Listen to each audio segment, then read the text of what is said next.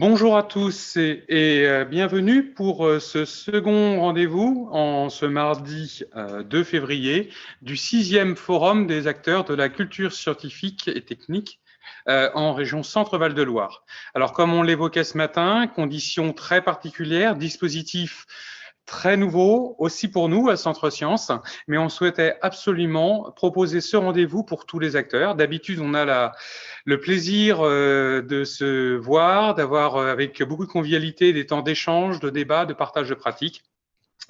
On ne désespère pas de pouvoir retrouver cela très rapidement. En attendant, c'est donc par l'intermédiaire de ce dispositif que nous avons invité cet après-midi un grand nombre d'intervenants à nous parler de leurs dispositifs mis en place pour accompagner des acteurs à développer leurs compétences, leur savoir-faire, leurs pratiques. En fait, la formation, l'acquisition de compétences, les outils, ça fait partie des enjeux prioritaires. C'est pour ça qu'on y consacre cette première table ronde dans le 6e Forum des acteurs. Et bien entendu, Centre Sciences, on n'est pas du tout une structure de formation. Et donc, on a sollicité des acteurs dont c'est ou la vocation, ou la particularité, le profil, et en tout cas, qui sont beaucoup plus à même que nous de développer ce que peuvent être les outils, les bagages, les valises de compétences. Ce rendez-vous sera en 2 parties, donc de 15h à 16h, monter en compétences, développer ses pratiques professionnelles, pourquoi pas moi. C'est une façon aussi de tous nous sensibiliser les uns les autres sur l'importance de la formation. À 16h, on retrouvera un partenaire national, en l'occurrence l'école de la médiation avec Noémie Nozac-Villain, qui, il y a quelques années, avec pas mal d'acteurs, dont l'IUT de Tours, en l'occurrence Dominique Bachelard, a conduit un travail, une réflexion, une étude sur quelles sont finalement les compétences des métiers de la médiation scientifique. Alors avant cela, revenons à notre rendez-vous, 15h, première partie. Avant de faire ce focus, finalement, Claire Girard, merci d'être là. Je vais vous laisser la parole pour nous préciser, au nom finalement de la région Centre-Val de Loire, de la direction de l'enseignement supérieur, recherche, transfert de technologie, la DESRTT auquel vous appartenez. Vous êtes l'un des partenaires essentiels de Centre Sciences. C'est vous qui avez la compétence en région pour la culture scientifique. Pouvez-vous nous repréciser finalement en quoi cet enjeu de la formation est-il capital ? Oui, merci Guy-Antoine. Bonjour à toutes et à tous. Nous sommes ravis en effet à la région de vous retrouver dans ce format inédit et surtout avec l'espoir de vous croiser de visu dès que possible pour être en échange plus direct avec vous tous. Lors de la préparation de ce 6e forum, dans l'échange avec effectivement Centre Sciences, mais aussi d'autres structures, nous avons souhaité nous attarder collectivement, et vous le proposez, sur la question de la montée en compétences. C'est une question qui avait émergé, pour ceux qui s'en souviennent, lors de la co-construction de la stratégie régionale de la CSTI en Centre-Val de Loire. On s'était dit en effet que pour qu'il y ait davantage d'actions vers les publics, il y avait un enjeu à favoriser très concrètement l'envie de s'engager dans la médiation scientifique. Or, c'est finalement la problématique du premier pas, notamment pour des personnes qui ne sont pas médiateurs au quotidien, qui seraient amenées à agir peut-être plus ponctuellement, que ce soit au long cours aussi, dans des actions et des projets de CSTI, quelles qu'en soient les modalités. Et c'est aussi la problématique du développement des compétences et de l'adaptation de vos pratiques pour vous qui êtes des acteurs peut-être plus engagés déjà dans la CSTI. Or, pour s'impliquer dans un projet de CSTI, non seulement le réseau, le faire ensemble, les partenariats qu'on peut nouer vont le permettre, mais il y a aussi sans doute des appuis à trouver en termes d'outils, de formations diverses, qui vont constituer autant de leviers finalement pour passer à la pratique. Donc, qu'est-ce qui peut permettre de progresser sur telle ou telle compétence que je souhaiterais mobiliser, développer, renforcer pour mes actions dans des projets de culture scientifique. Alors, à la région, c'est vrai qu'on a entendu ça et on souhaite favoriser l'apport de réponses concrètes au sein du réseau dont Centre Sciences est l'animateur. Et je dirais avec le réseau, mais aussi en interréseau, on y reviendra dans les échanges plus tard. En parlant avec Centre Sciences et aussi des professionnels du monde de la culture en particulier, on a postulé, on s'est rendu compte que la médiation scientifique, elle partageait des problématiques communes avec l'activité de médiation tout court. Je sais pas, je donne deux exemples. L'accessibilité vers certains types de publics, des rencontres avec des scolaires, mais à distance. Voilà, ça, c'est aussi des sujets que d'autres acteurs que strictement la médiation scientifique peuvent rencontrer. Voilà. Donc, c'est un enjeu et que vous soyez finalement chercheur, enseignant, associatif, salarié d'associations bénévoles aussi, pourquoi pas, peut-être aussi agent de collectivité. Je pense aux agents des musées, muséums, bibliothèques et médiathèques, par exemple. L'idée, ça va être, avec cette première séquence et d'autres rendez-vous aussi, de mieux cerner quels sont vos besoins à vous, quels sont les besoins collectifs, quels sont ceux qu'on partage avec d'autres réseaux, pour plus concrètement apporter des réponses au sein de la dynamique de réseau dans les mois qui viennent. Voilà. Mais sur cette intention et sur les réponses qui pourraient être progressivement mises en œuvre, je cède et je rends la parole à Guy-Antoine de Centre Sciences. Oui, merci beaucoup Claire. Très rapidement, ce matin, Olivier Morand, directeur de Centre Sciences, et notre président, Claude Fleurier, ont rappelé que cette année, Centre Sciences souffle ses 30 bougies, mais c'était avant tout 30 ans de partenariat, 30 ans d'action avec vraiment les acteurs de terrain. Et dans le domaine, nous avons contribué au développement, à l'émergence d'une culture scientifique qui est l'apanage, le fait d'un nombre d'acteurs de plus en plus conséquent. Notre souhait, c'est que avec le réseau, on soit toujours à vos côtés, sollicités, mais il y a des domaines sur lesquels on n'est pas nous-mêmes compétents. Je pense en particulier aux questions de la pédagogie, de la formation, et c'est pour ça que ce travail-là doit vraiment se construire ensemble. Ça va être une action du réseau. Alors, très succinctement, on peut proposer des choses au sein du réseau par l'intermédiaire du principal outil, le support qu'est le portail Écosciences, que vous connaissez. Déjà, un nombre d'acteurs y indique les formations, les éléments qu'ils proposent. Ça, c'est un élément de réponse. On a aussi la possibilité de partager des ressources. Alors, ce sont soit des recettes, des astuces. Ça peut aussi être des choses qui sont plus construites, comme des vadémécum de comment monter un projet de culture scientifique. En l'occurrence, il y a déjà une première ressource qui est partagée dans le cadre de la recherche. Quand il y a des volets culture scientifique qui sont à développer, eh bien, on a souhaité, avec les acteurs, faire une sorte de petit livret, le carnet de route finalement, pour le scientifique porteur d'un projet de recherche qui veut l'expliquer et le valoriser auprès du grand public, qu'est-ce qu'il peut faire? Des tables rondes, des conférences, ou alors des actions plus concrètes, comme une animation, voire une maquette pédagogique. Et enfin, le plus important, c'est ces moments qu'on vit en ce moment, c'est-à-dire les temps de rencontre, d'échange, de partage de pratiques. C'est pour ça qu'on est très content de se retrouver, même si cette année, c'est en distanciel. Par rapport aux modalités, j'aimerais juste préciser, nous ne le voyons pas avec l'ensemble des intervenants, on ne voit pas directement les questions que vous posez, donc n'hésitez pas à contribuer tout au long de cette séquence en posant vos questions. Sur le côté droit, vous avez un chat qui apparaît, qui vous permet de voir les questions que les uns et les autres posent, mais vous avez surtout, tout en haut de l'écran, la possibilité de contribuer, de poser des questions. Et celles-ci, nous pourrons revenir dessus et les partager ensemble. Et dernier élément, je vous parlais de sondage interactif, WooClap. Donc là, je vais laisser mon collègue à la régie prendre le temps d'afficher un QR code. Il suffit de le scanner avec votre téléphone ou vous voyez juste à côté l'adresse WooClap qui vous permet d'accéder à ce petit sondage. Alors, on vous distillera pas à pas au cours des interventions les quelques questions qui sont posées. Elles sont toutes relatives à notre sujet. Mais vise à savoir aussi, pour vous, c'est quoi les priorités finalement quand on parle de public empêché, de développer des actions de sciences participatives. Comment vous illustrez ces quelques exemples, ces quelques questions qui vous sont partagées? Alors, pour respecter la montre, je m'arrêterai là et je souhaiterais qu'on commence dès maintenant à vous écouter. Donc, on a imaginé 3 focus. Le premier, effectivement, les acteurs de la culture, en l'occurrence bibliothèques, médiathèques, qui peuvent diffuser, conduire des projets, organiser des temps de rencontre, mais ce sont aussi les muséums et tous les musées. Ce sont des acteurs importants.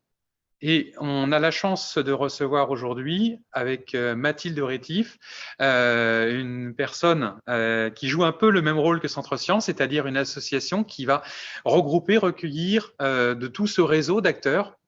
Vous me préciserez le chiffre, hein, mais c'est plus d'une cinquantaine de musées et de muséums qui sont présents. Et surtout, au vu du statut des personnels, vous avez développé un partenariat extrêmement intéressant et pertinent avec le Centre national de la formation des personnels territoriaux, le CNFPT, puisque un bon nombre des personnels disposent de ce statut. Alors, Laurence Krief, qui nous a aidé à préparer cette table ronde et qui est référente culture, ne pouvait pas être là malheureusement cet après-midi.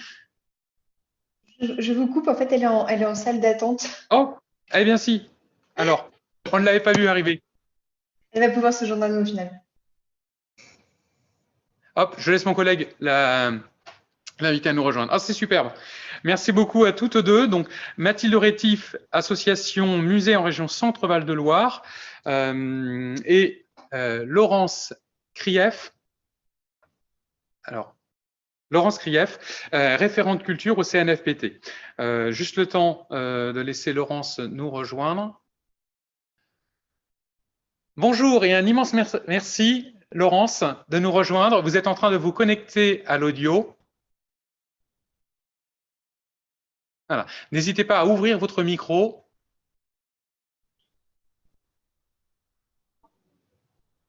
Voilà.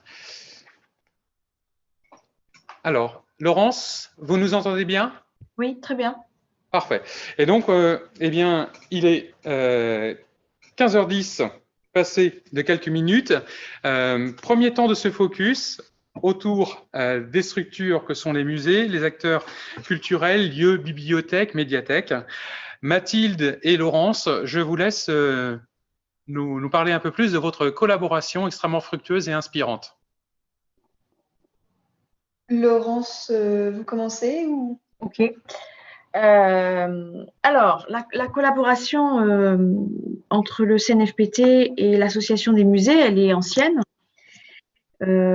et elle consiste notamment à faire émerger les besoins de la part des musées et des établissements patrimoniaux avec l'association qui fait des questionnaires, des sondages et à permettre ainsi au CNFPT de faire une proposition, une offre de formation qui reflète assez bien les besoins et les attentes du territoire. Et puis ensuite, lorsque le CNFPT a travaillé sur sa programmation, le recrutement des formateurs, eh bien l'association des musées va reprendre contact avec les établissements pour organiser ce qu'on appelle les visites apprenantes.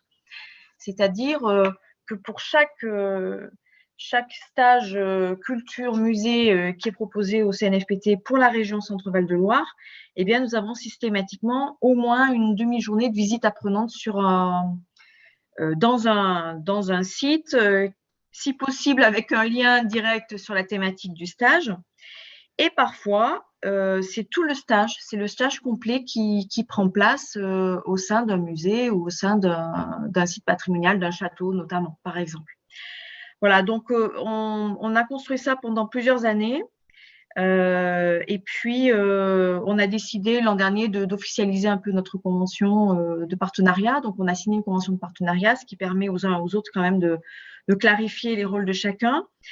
On trouve que c'est tout à fait bénéfique pour les musées, pour le réseau, parce que le fait de faire au moins une visite apprenante, voire d'installer un stage dans un site patrimonial, dans un site muséal, c'est l'occasion de faire du réseau, c'est l'occasion pour les stagiaires de rencontrer une équipe, parfois même de découvrir un lieu de culture qu'ils ne connaissaient pas encore, qu'ils méconnaissaient, de prendre des contacts, de créer aussi des rencontres informelles sur les temps de pause, en soirée, sur le temps du déjeuner. Donc tout ça qui fait que on essaie de favoriser au maximum aussi le réseau au sein des musées. Et pour information, on a la même démarche, évidemment, pour les bibliothèques et pour les conservatoires et écoles de musique. Voilà, on est dans cette logique-là. Donc, une logique de favoriser des réseaux, de favoriser des échanges, qui passe aussi par la création de communautés régionales, d'échanges, notamment sur la plateforme du CNFPT. Alors, je sais pas si… Alors, Mathilde, très heureusement, on prend la suite de Valérie Maillochon, qui jusque-là était mon interlocutrice à l'Association des musées. Valérie a donc rejoint comme directrice le musée de Romorantin et Mathilde a pris la relève très vaillamment et là, on est en train de caler les dernières visites apprenantes, les derniers moments où on cale avec les équipes la possibilité de s'installer sur les lieux, parfois ça va être la visite des réserves. Alors, j'avais passé à Guy-Antoine quelques images pour qu'il puisse les diffuser en partage d'écran. Je ne sais pas s'il peut le faire. C'est fait. Pendant que vous discutiez, les différentes images ont défilé. D'accord. Bon, écoutez, moi, je ne les ai pas vues, donc je n'ai pas pu vous les commenter. Tant pis. Vous avez vu notamment des images du Musée des Beaux-Arts de Tours. Vous avez vu des images du Musée des Beaux-Arts d'Orléans. Vous avez sans doute vu aussi des images d'un stage de scénographie qui s'est passé complètement, dans son entièreté, au nouveau atelier musée de l'imprimerie à Malesherbes, dans le nord du Loiret. Donc, même des tout jeunes musées sont prêts à nous accueillir et au contraire, ont très envie de commencer à faire du réseau et à s'intégrer dans le réseau métier de la région Centre. Alors, Mathilde a peut-être envie de… Non, déjà, je remercie Guy-Antoine de nous avoir conviés à ce forum pour qu'on puisse parler de ce beau partenariat que effectivement je prends en cours de route. Donc effectivement, le but de ce partenariat est de proposer aux différents membres du réseau de l'association des formations qui sont adaptées aux grands enjeux contemporains dans le monde muséal, dans le monde de la culture, et aussi de répondre, comme le disait Laurence, à leurs attentes, puisque effectivement on passe en général un questionnaire sur les différents thèmes qu'ils souhaiteraient aborder. Et ensuite, Laurence fait un très bon travail de synthèse pour pouvoir proposer un programme adéquat l'année suivante. Et par exemple, cette année, malgré le confinement et la question sanitaire actuelle, on ne désespère pas. On a des journées de formation qui sont prévues. On les a juste décalées à partir de avril pour laisser un petit peu de répit, un peu le temps au virus de partir gentiment, comme il se doit. Et voilà, on espère pouvoir mener à bien ces différentes formations qui balayent vraiment des thèmes aussi divers que la médiation muséale pour des publics déficients visuellement, ou alors des questions de sécurité sur la sécurité des collections, sécurité des personnes et des biens. Donc en général, c'est des sujets qui sont très vastes. Et comme le disait effectivement Laurence, on essaye de faire en sorte, nous avec le réseau et l'association, on essaye d'apporter à ces formations un côté plutôt concret avec effectivement les musées du réseau qui accueillent soit pendant toute la durée du stage, soit pour les visites apprenantes. C'est le cas par exemple du château de Blois pour l'accessibilité des collections des musées qui va accueillir le stage toute la journée. Et après, il y a aussi des visites apprenantes au musée Bertrand pour les réserves et les boutiques. Voilà, chaque formation est accompagnée d'une visite apprenante et je pense que ça fait vraiment partie de la force de ce partenariat qui j'espère, va se poursuivre sur plusieurs années. Alors après, la difficulté, c'est de construire une offre de formation qui soit, je dirais, acceptable pour les équipes, acceptable déjà en termes de durée, parce que on mobilise des personnes qui, du coup, vont s'extraire de leur milieu professionnel pour, pendant 2 jours, aller se consacrer à de la formation. Et que on est tous tout à fait conscients qu'aujourd'hui, dans le domaine de la culture, les forces en présence et forces vives sont plutôt en train de s'amoindrir, que les métiers se développent dans le sens de la polyvalence ou de la polycompétence, je ne sais pas, les deux, et que c'est compliqué aussi pour des équipes de voir partir parfois 1 ou 2 personnes en formation pendant 2 jours, pendant 3 jours. Donc, on essaie d'avoir des formats réduits. Et puis, c'est aussi cette idée d'aller au maximum au plus près du territoire pour éviter aux uns aux autres de faire trop de kilomètres, d'aller trop loin. On essaie de s'adapter aux besoins des équipes. Et il est vrai que aujourd'hui, dans les musées, on a quand même des personnels qui sont amenés à parfois assumer plusieurs missions, parfois très différentes, très éloignées les unes des autres. Donc je parlais tout à l'heure de polycompétences. En tout cas, la polyvalence est de mise et les conservateurs se retrouvent souvent à faire de l'accueil et de la billetterie. Faut quand même, je trouve, redire le concret de la vie muséale. Voilà.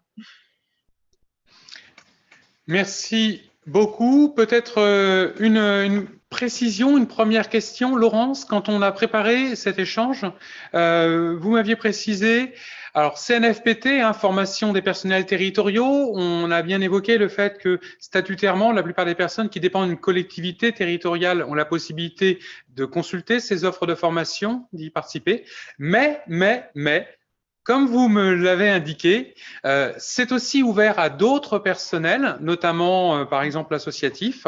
Vous pouvez juste nous rappeler rapidement cette disposition ? Oui, donc le CNFPT peut accueillir des personnels qui ont un autre statut que le statut territorial, sous condition de financer une partie de la formation. Donc ça représente aujourd'hui, pour participer, 150 € par jour et par personne. Sachant que cette participation peut être prise en charge parfois pour partie, soit par la collectivité, soit par l'association, soit par un OPCO si, par exemple, le musée associatif cotise à un OPCO, je pense à Uniformation, par exemple, ça peut être pris en charge dans ce sens.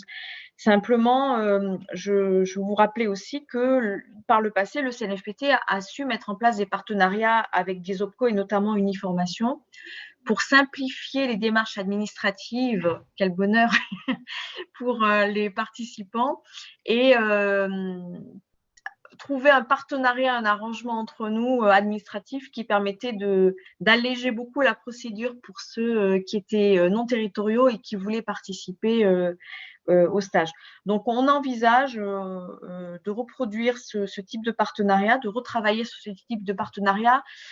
C'est des partenariats qui existaient plutôt au niveau local, c'est-à-dire au niveau départemental, pardon.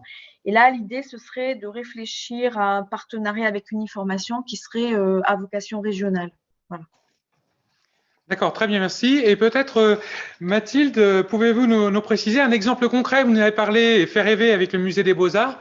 Moi, j'aimerais juste confirmer que les visites apprenantes, c'est un modèle qui est très, très inspirant quand vous nous évoquez par ces photos et par les modalités que un lieu va accueillir d'autres partenaires pour organiser une formation. C'est clairement dans ces temps de rencontres et d'échanges que l'on peut se croiser, discuter, se rendre compte combien on est tous multitâches et amenés à développer un grand nombre de compétences. Est-ce que dans les semaines et les jours qui viennent, vous avez parlé d'avril, quel est le prochain rendez-vous de ces visites apprenantes qu'on espère pouvoir faire ? Alors, le prochain rendez-vous a lieu le 12 et 13 avril au musée de Bourges la formation sera sur l'évolution des rôles des agents de surveillance. Et donc, auront lieu au musée de Bourges. Donc là, je n'ai pas encore le musée. Je pense qu'en fait, il y aura une visite peut-être de différents musées qui sont situés à Bourges pour pouvoir accompagner et illustrer Merci beaucoup parce que en ces temps, rien que l'idée de pouvoir visiter un musée, ça nous donne extrêmement envie. Ce matin, le prochain stage, je crois que c'est en mars, c'est le 29 et 30 mars. C'est au musée Bertrand à Châteauroux et c'est sur l'aménagement et le marketing des boutiques de musées. Ah. Voilà. Et Laurence, donc toute personne installée au musée Bertrand à Châteauroux pendant 2 jours. Et pour toute personne intéressée, non seulement il peut consulter ses offres de formation, ses rendez-vous sur le site du CNFPT et aussi en contactant l'Association des musées en région Centre-Val de Loire, mais on va s'efforcer dans la rubrique annonce de l'éco-science de relayer un certain nombre de ces rendez-vous pour qu'ils soient largement diffusés. Alors, nous allons maintenant bifurquer, aller vers un autre domaine, c'est celui des lieux de recherche et d'enseignement supérieur que sont les universités. Et en l'occurrence, nous accueillons 2 enseignants-chercheurs, Evelyne Bois, qui a aussi comme casquette celle d'être directrice de la Maison pour la Science, un établissement fondé avec la dynamique des investissements d'avenir. Hein. Il y a maintenant presque 10 ans, mais je dois me tromper dans les années.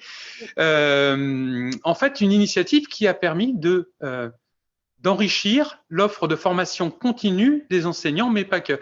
Et vous allez avec Olivier Richard qui est aussi enseignant-chercheur à l'Université d'Orléans, mais plus précisément dans un laboratoire, l'INEM, qui travaille autour des neurosciences, du fonctionnement du cerveau, de tout ce qui peut aussi ne pas fonctionner dans notre pensée, les biais cognitifs ou d'autres éléments, comment nos cerveaux nous trompent. C'est si facile de dire ça, de trouver l'excuse de notre cerveau. Donc, Evelyne Bois, Olivier Richard, pouvez-vous, en nous expliquant cette aventure que vous avez conduite, non seulement à 2, mais avec un grand nombre d'acteurs, nous parler de comment former à la médiation des enseignants, de futurs étudiants, comment ça se passe à l'université et je crois aussi vers les doctorants ces derniers temps. Merci Guy-Antoine. On tient à te remercier de nous avoir invités à cette table ronde. Donc oui, nous allons commencer dans un premier temps, si j'arrive à passer à la diapo suivante. Oui, nous allons dans un premier temps commencer par présenter la Maison pour la Science. Ça fait 6 ans que la Maison pour la Science est au service des professeurs des écoles et de collèges pour le développement de compétences professionnelles pour l'enseignement des sciences. C'est un service de l'Université d'Orléans qui a été monté en partenariat avec l'Académie d'Orléans-Tours et l'Université de Tours, avec bien sûr derrière la Fondation La Main à la Pâte et l'Académie des Sciences, qui est quand même un gage de reconnaissance scientifique. Différentes missions pour la Maison pour la Science, former, accompagner, certifier les compétences professionnelles des enseignants pour l'enseignement des sciences, et ceci sur le territoire. J'insiste sur le territoire, ça veut dire qu'on se déplace absolument partout dans la région Centre-Val de Loire. Si on commence par la mission principale, eh bien, je vais vous dire que c'est la formation. Nous formons les enseignants et nous avons mis en place environ 68 thématiques de formation au sein de la Maison pour la Science depuis sa création, de la biodiversité en passant par le climat, les mathématiques, l'énergie, mais également jusqu'au fonctionnement du cerveau. Ces formations ont une particularité, c'est qu'elles sont co-construites entre des chercheurs et des enseignants du terrain. Donc vraiment l'objectif, c'est de rapprocher le monde scientifique, qu'il soit de chercheurs universitaires ou de chercheurs CNRS, INRAE, BRGM, mais également d'industriels, puisque nous avons également des partenariats avec des industriels. Donc rapprocher ce monde de la recherche du monde de l'éducation. Nous contribuons également avec des centres ressources à Orléans et Blois. Nous créons des mallettes qui sont mises à disposition des professeurs des écoles.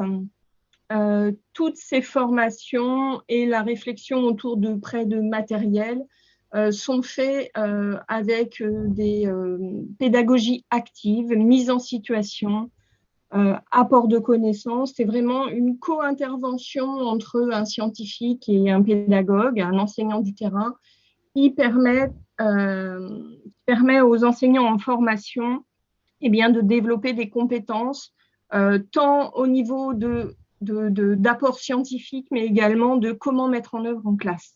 Donc vraiment, c'est un point très, très important. C'est vraiment le cœur de notre métier.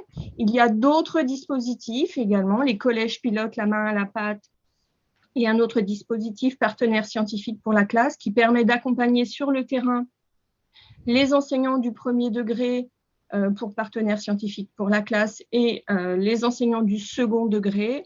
Il y a actuellement 22 collèges pilotes la main à la pâte sur l'ensemble du territoire de la région, de Bu dans le 28 à Saint-Gauthier dans le 36. Donc, vous voyez la largeur, l'étendue.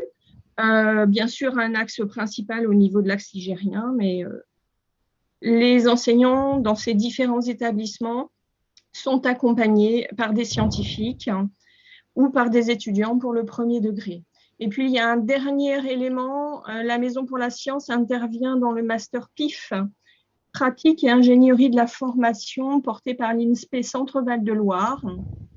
Il y a 5 ans, il y a un parcours à l'intérieur de ce master et la Maison pour la Science met en place un certain nombre de dispositifs pour accompagner les enseignants qui veulent monter en compétence justement sur l'enseignement des sciences, mais pas uniquement, puisqu'on se rend compte que c'est beaucoup plus transversal que ça, même si à la base, le public cible de la Maison pour la Science, ce sont les professeurs des écoles et les professeurs de collège en sciences et en technologie, avec des thématiques très transversales. On arrive à toucher des profs de lettres, des profs d'histoire, des profs d'anglais, des documentalistes. Et c'est ça tout l'intérêt de formation où tous ces enseignants de diverses disciplines se retrouvent. Donc, c'est très enrichissant, non seulement pour les enseignants, les retours sont en général très positifs, mais également pour les enseignants et enseignants-chercheurs qui sont formateurs dans ces formations. Donc, il y a vraiment un changement de posture des enseignants-chercheurs et ça va être illustré par Olivier, qui va intervenir très, très rapidement. Donc, j'ai également rajouté que oui, à l'heure actuelle, nous faisons de la formation à distance puisque nous ne pouvons pas accueillir ou peu accueillir de personnes dans nos locaux en raison de la crise sanitaire. Et puis également, nous avons développé depuis 2019, nous avons développé de la médiation scientifique et il y a un exemple de médiation scientifique qui arrive dans les diapositives suivantes. Donc, c'est un exemple, il y a eu d'autres choses, mais on va essayer de vous montrer à deux voix comment on est passé finalement d'une formation en 2016 sur le cerveau et les apprentissages et plus spécifiquement sur l'attention que nous avons monté avec Olivier puisque nous travaillons ensemble, nous avons travaillé ensemble dans un laboratoire et également nous intervenions ensemble pour des TP, pour des licences 3. Nous avons monté, donc nous sommes habitués à travailler ensemble, peut-être ça aide très certainement. Il faut, comme je dis souvent, que la mayonnaise prenne entre les intervenants. Donc, en 2016, nous avons lancé cette formation qui, je pense, est le début de l'histoire vers la médiation. Donc, Olivier, je te laisse continuer. Oui, merci Evelyne, merci Guy-Antoine pour cette invitation. Et effectivement, l'idée de notre présentation commune à Evelyne et moi, c'est de montrer comment le cheminement qui a conduit notre statut d'enseignant-chercheur à faire des choses un petit peu différentes et à aller vers la médiation. Donc oui, Evelyne est venue me chercher il y a quelques années pour monter la formation cerveau-apprentissage. C'était nouveau, c'était une façon différente de d'apporter des informations auprès d'un public bien ciblé, qui est le public des enseignants en élémentaire et au collège. Et puis, progressivement, on a fait des liens tous les deux entre ce qu'on apportait dans cette formation, la posture qu'on avait et l'habitude qu'on avait aussi de participer à des événements de vulgarisation comme la Fête de la Science. Moi, j'y participe depuis des années. Et ça nous a conduit à proposer dans notre façon d'apporter les informations, de proposer des aspects différents, ludiques, mais pas au sens uniquement ludique, d'essayer de faire réfléchir les gens par l'intermédiaire de biais différents. Et ça, c'est ce qui nous a amené progressivement à générer en parallèle ce fameux escape game sur les neuromythes. Le neuromythe, c'est les fausses croyances que l'on a sur le cerveau. Tout le monde a des idées sur le cerveau et souvent elles sont un petit peu fausses, ou en tout cas elles sont à nuancer fortement. Et donc nous avons généré avec mes collègues du laboratoire INEM et du laboratoire CBM du campus CNRS, on a généré un escape game sur ces neuromythes qu'on a fait fonctionner au moment de la Fête de la Science, qu'on a fait fonctionner au moment de la Semaine du cerveau dans les locaux de la Maison pour la Science. Et progressivement, on a avancé, on a réalisé un petit bouquin aussi, un petit ouvrage, et puis des conférences. Et tout ça nous a amené progressivement, ce que vous voyez sur la droite de l'image, à avoir l'idée de générer une conférence interactive. Et pour ça, je me suis entouré d'une compagnie de théâtre, l'Hydre à 7 têtes, avec à sa tête Quentin Delépine, metteur en scène. Et on a construit ensemble une conférence interactive où, en gros, pour faire simple, les spectateurs sont sollicités par une vidéo qui passe par petites séquences où on leur annonce des informations sur le cerveau, toujours ces fameux neuromythes. On leur demande d'avoir un avis sur ces différentes questions qu'on leur pose au travers de ces différentes séquences vidéo.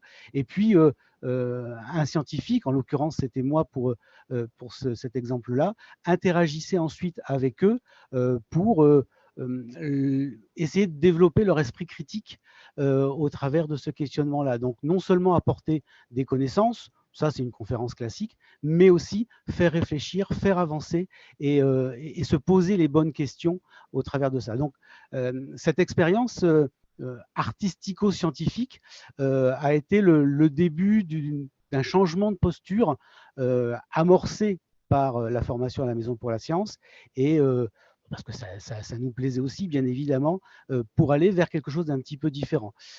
Cet escape game, il a été, et merci à Centre Sciences, il a été converti en mallette pédagogique et désormais, notre escape game circule dans l'académie auprès d'établissements qui souhaitent utiliser comme vecteur d'information et de médiation.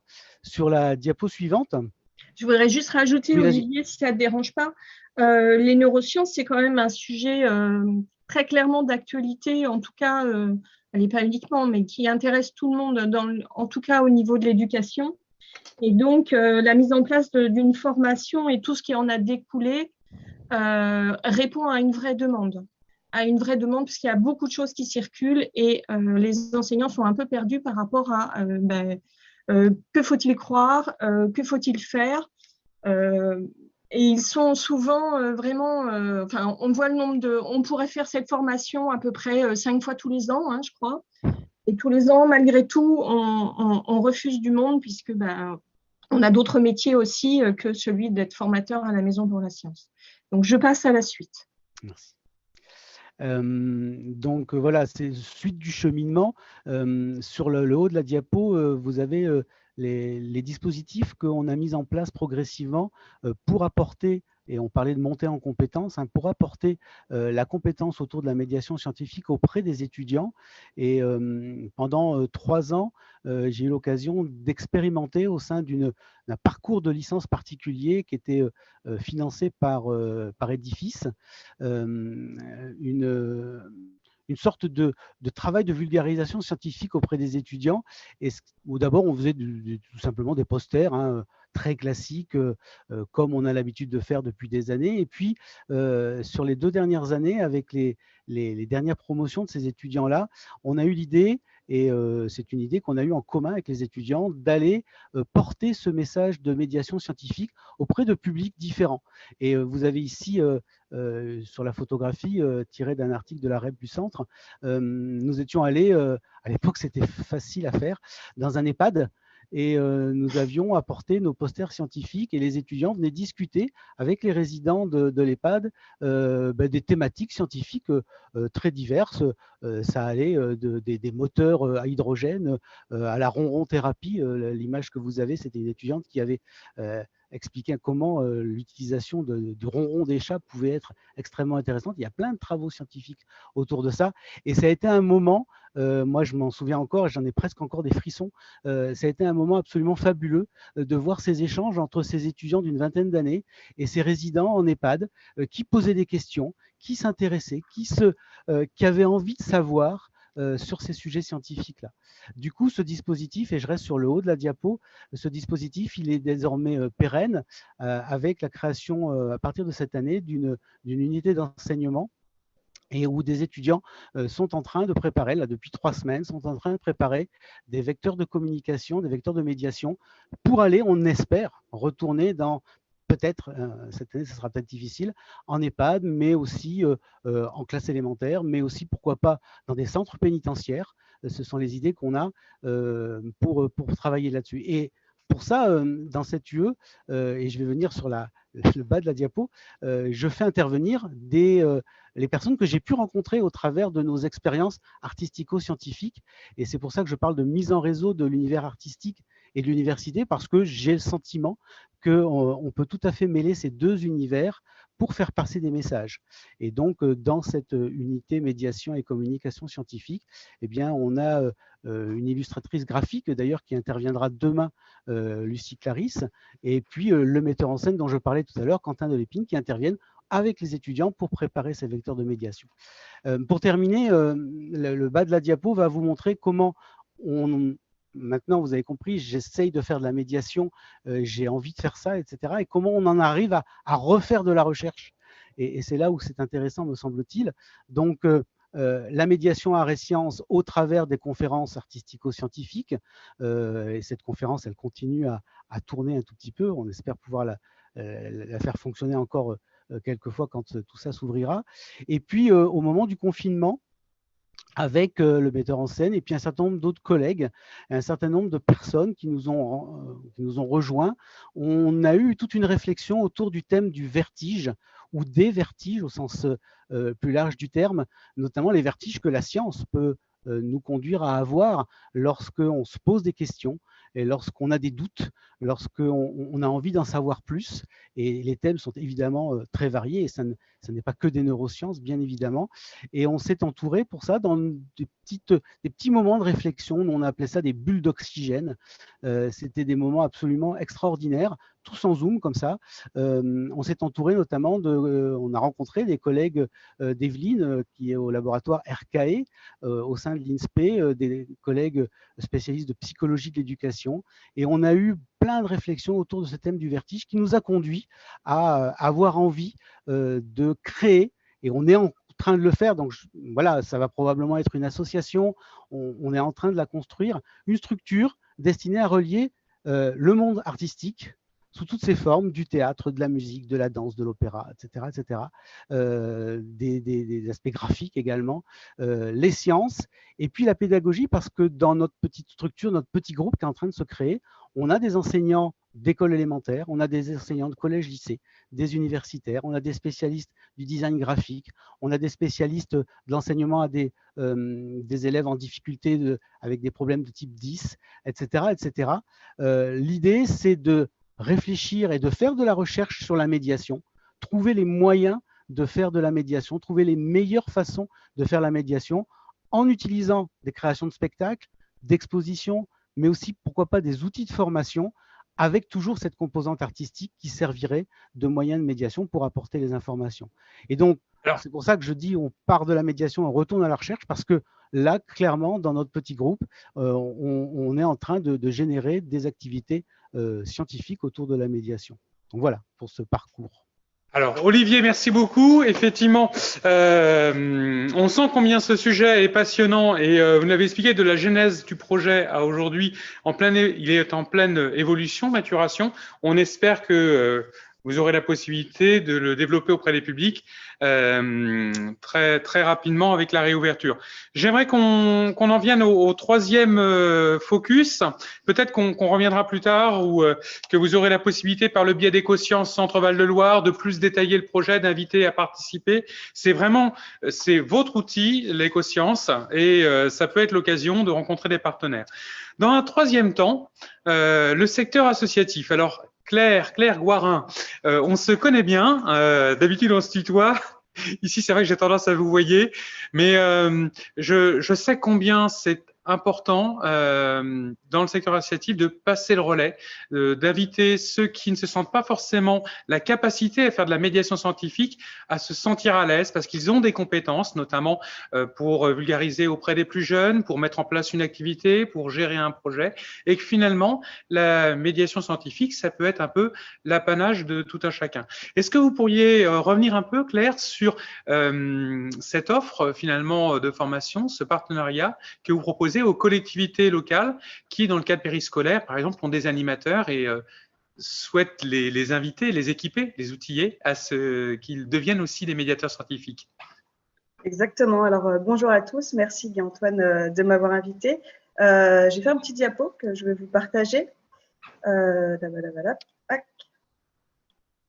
Ici. Ah, voilà. Donc, moi, je suis salariée de l'association Arboresciences.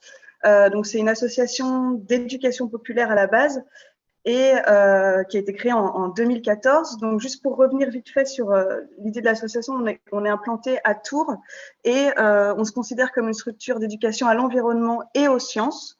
L'idée, c'est de prendre l'environnement au sens large, hein, l'environnement naturel, mais aussi urbain, technique, technologique. Donc, dans l'éducation à l'environnement, il y a une partie de l'éducation aux sciences. Parmi toutes nos activités, on a un volet formation ici et nous proposons donc 2 types de formation, éduquer à l'environnement et puis animer les sciences. Sachant que ce deuxième volet, qui est animer la science, fait partie du gros paquet qui est d'éduquer à l'environnement. Donc, comme tu le disais, Guy-Antoine, donc nos publics sont soit les animateurs en formation initiale, soit les animateurs qui sont déjà animateurs. Donc là, on peut intervenir dans plusieurs cadres. L'idée, c'est de dire que nous, on intervient dans les accueils collectifs de mineurs, en milieu scolaire, pour les familles, pour le grand public, mais finalement, on n'y est pas tout le temps, en fait, avec ce public. Et ceux qui y sont le plus souvent, c'est les animateurs sur le temps périscolaire, mais aussi sur les vacances, sur les grandes vacances. Et c'est eux qui peuvent mener finalement des projets à plus long terme avec un plus grand nombre d'enfants et de jeunes. Donc, dans ces cas-là, ça peut être les collectivités, les communes qui mettent en place une formation pour les animateurs qui sont en poste. Nous, on a eu des animateurs qui avaient déjà 20 ans, 25 ans, qui ont un petit peu de bouteille et qui étaient intéressés pour pouvoir mener des projets sciences ou des projets d'éducation à l'environnement avec leur public.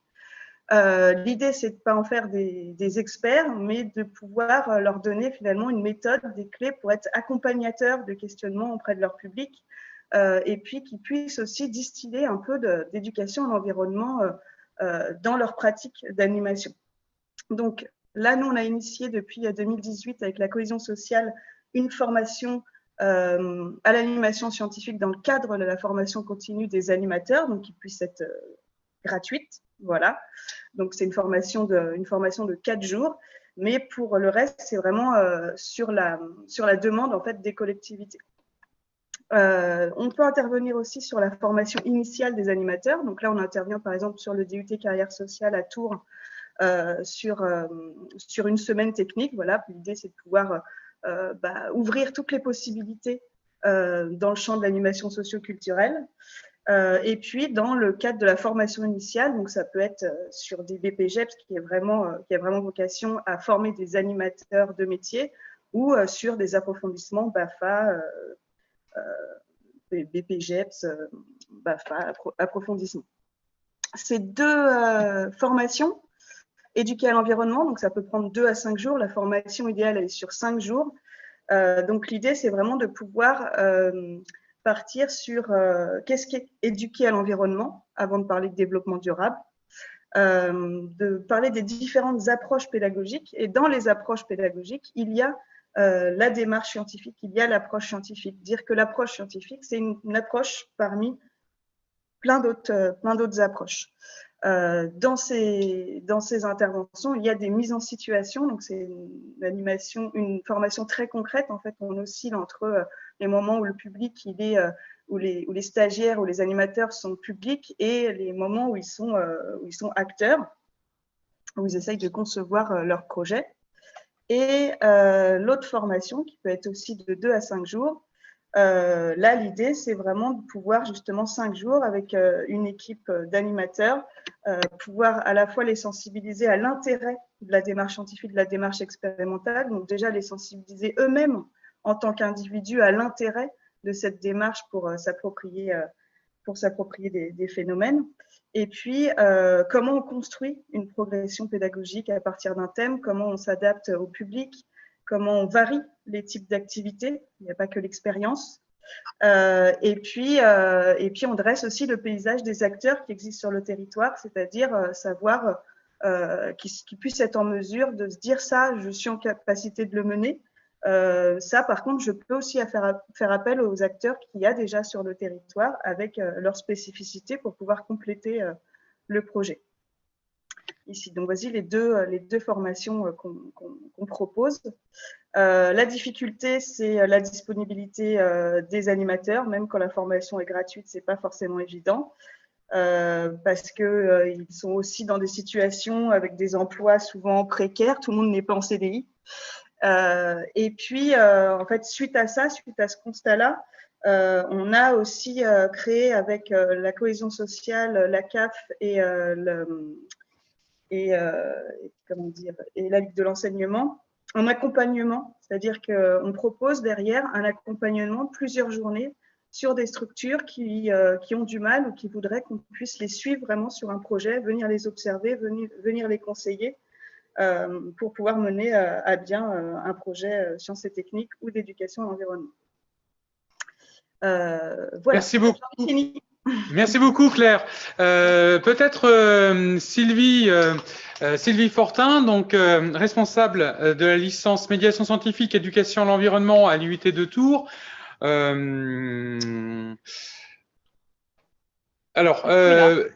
Voilà, je vous laisse compléter, Sylvie, sur l'aspect notamment l'apport des sciences humaines et sociales. Alors, le plus précisément possible et succinctement, malheureusement, on a acquis un certain retard, mais on va essayer tout de même de prendre pleinement le temps d'évoquer cet aspect très important, les SHS, au sein de la médiation. D'accord, merci Guy-Antoine. Ça me fait quand même très bizarre que moi, je ne vais pas réussir, donc je vais te tutoyer.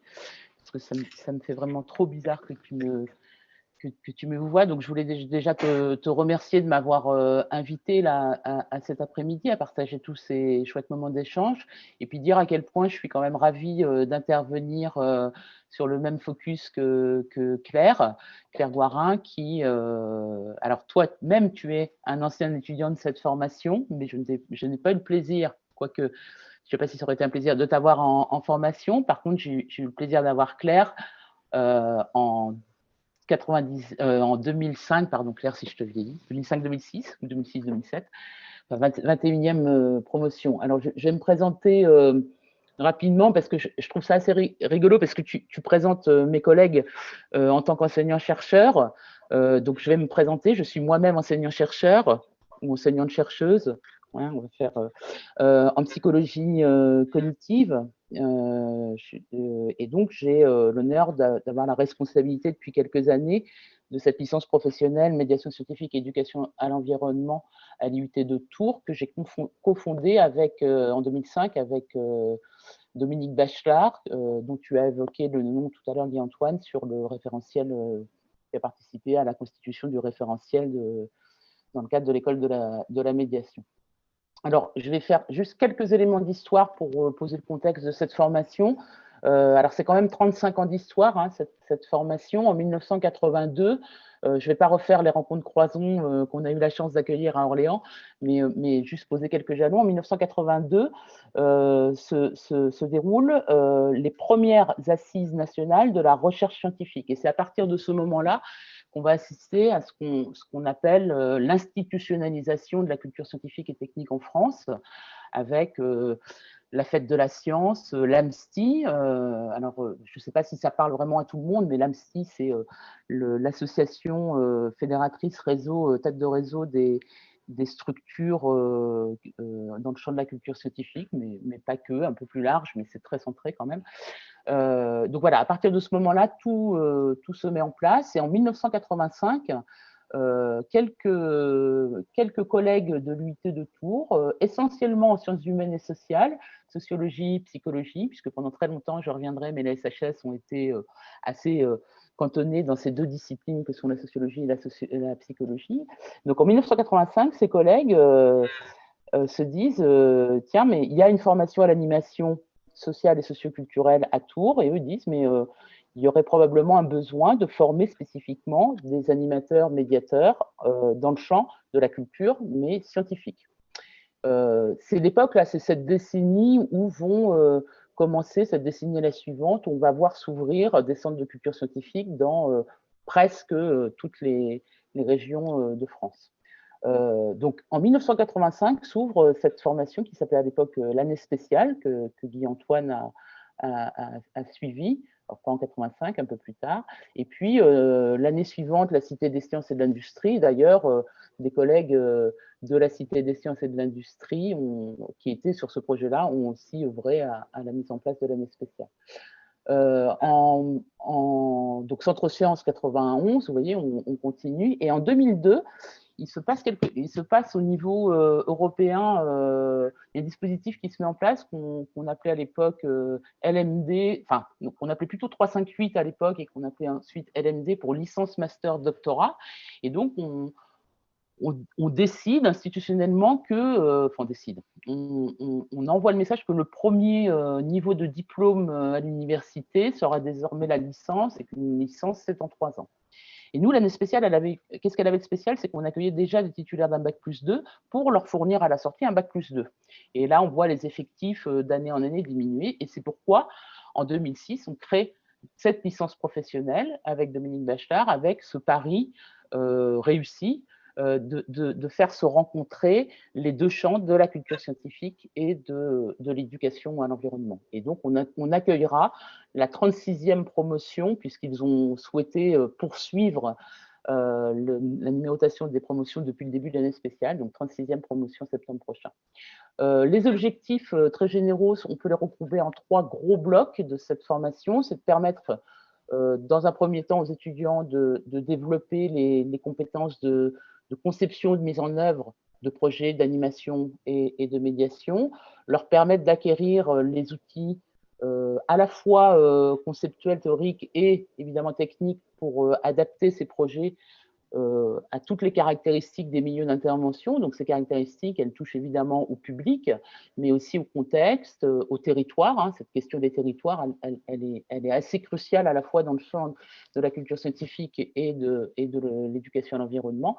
Et puis, enfin, je dirais, alors là, c'est un peu résumé, mais un 3e gros bloc qui serait mais qui n'est pas le moindre, de leur permettre de contribuer au dialogue science-société, par des actions de sensibilisation des publics à tous ces enjeux sociétaux liés à l'évolution des sciences, des techniques, mais aussi évidemment des problématiques environnementales. Mais dans notre esprit, les deux sont imbriqués étroitement. On ne fait pas d'éducation à l'environnement sans aller, à un moment donné, mobiliser des concepts scientifiques. Et puis, dans le champ de la médiation scientifique, il serait quand même assez étrange qu'un centre de culture scientifique, à un moment donné, ne traite pas ces questions, ces problématiques environnementales. Donc, pour atteindre tous ces jolis objectifs, l'équipe met en place bien sûr des enseignements théoriques, mais aussi des interventions de professionnels, des visites, rencontres de professionnels dans les structures, des projets tutorés individuels, donc c'est un mémoire et collectif. Et puis, bien sûr, un stage impératif en licence, un stage de 3 mois. Donc, par exemple, sur les interventions de professionnels, je vais juste évoquer qu'on conventionne, on a signé une convention d'intervention à la fois avec Centre Sciences, mais aussi avec Arboresciences, pour réaliser de l'accompagnement de projets, mener des ateliers, les impliquer dans le cadre Centre Sciences sur la fête de la science, enfin impliquer les étudiants.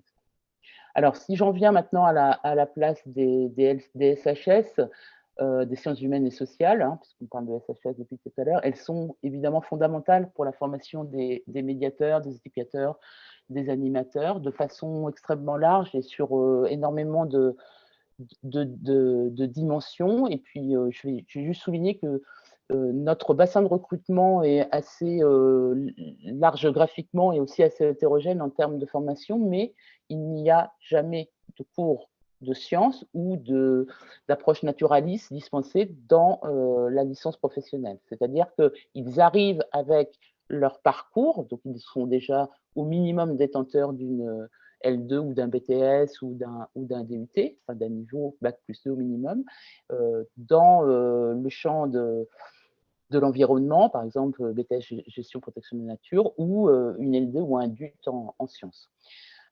Et après, ils vont continuer à se former par leurs propres moyens, à monter en connaissances et en compétences en auto-formation ou en hétéro-formation, puisqu'ils partagent beaucoup sur ces champs scientifiques. Qu'est-ce qu'on met sous sciences humaines et sociales? Donc, je dis tout à l'heure, traditionnellement et pendant très longtemps, on y a mis essentiellement la psychologie et la sociologie, mais c'est beaucoup plus large. On y met l'économie, la philosophie, la démographie, la linguistique, l'histoire, l'anthropologie, etc. Donc, qu'est-ce que c'est comment on peut résumer, voire un peu caricaturer les SHS? On peut dire que ce sont toutes les disciplines qui s'intéresse au fonctionnement humain dans sa dimension à la fois individuelle et collective.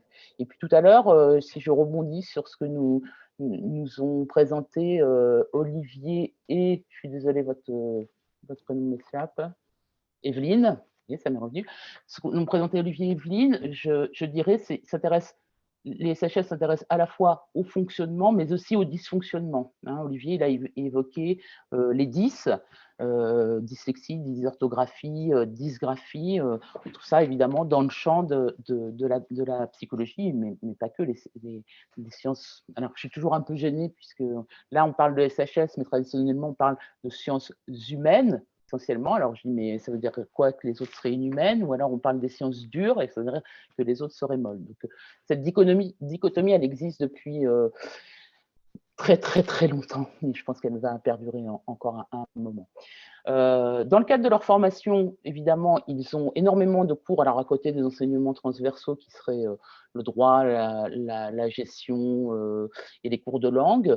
Ils ont énormément d'enseignements de disciplines des sciences humaines et sociales, donc par exemple sociologie, on leur apprend la technique de l'entretien, tout ce qui a trait à la connaissance des publics qui constitue en elle-même, cette connaissance du public, une unité d'enseignement, la psychologie du développement, les sciences de l'éducation, la pédagogie des adultes, ce qu'on appelle l'andragogie, mais aussi l'anthropologie, le rapport, comment s'est construit, évolue le rapport nature-culture, l'histoire de l'éducation populaire, qui nous semble important, qu'ils aient ces repères, comment cette éducation populaire, on sait que le champ de l'éducation populaire est un bassin de recrutement assez important pour nos étudiants, mais aussi l'histoire de la protection de la nature, par exemple, l'épistémologie. Donc l'épistémologie, si on fait une définition brève, on pourrait dire on s'intéresse à la genèse, à la construction de la pensée rationnelle, donc Gaston Bachelard, Jean Piaget par exemple, et puis aussi de la philosophie de la nature, etc.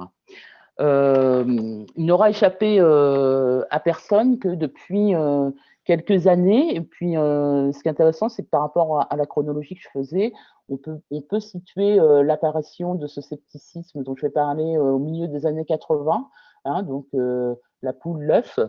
Depuis quelques années, de façon de plus en plus criante, évidemment, ces derniers mois, on constate une montée en puissance de la méfiance, voire de la défiance envers la science, ses applications, une forme de scepticisme, voire de déni vis-à-vis de résultats de recherche pourtant largement partagés et consensuels hein, dans le champ de la recherche. Du complotisme, évidemment, largement alimenté par les réseaux sociaux. Et donc, on voit bien comment pour armer, Étienne Klein parle de guerriers hein, à propos des médiateurs, vous êtes en guerre, il va falloir fourbir vos armes pour lutter le plus efficacement contre tous ceux dont je viens de parler. Donc, pour armer au mieux les médiateurs et les éducateurs, il faut leur parler. Alors, ça m'a beaucoup intéressé, la question des biais cognitifs, c'est-à-dire comment on lutte contre une pensée intuitive et malheureusement parfois irrationnelle c'est-à-dire comment on lutte contre ce qu'on va trouver très facilement sur tous les réseaux sociaux et ce fameux biais qu'on appelle le biais de confirmation, c'est-à-dire que je vais toujours trouver une information qui va aller dans le sens de ce que je veux démontrer. Mais ça, les sciences humaines vont apporter des éléments. Donc, dans le champ de la psychologie sociale, s'intéresse énormément à tous ces biais. La théorie de l'engagement, etc. Et donc, je ne vois pas comment on pourrait faire l'impasse de tous ces travaux-là.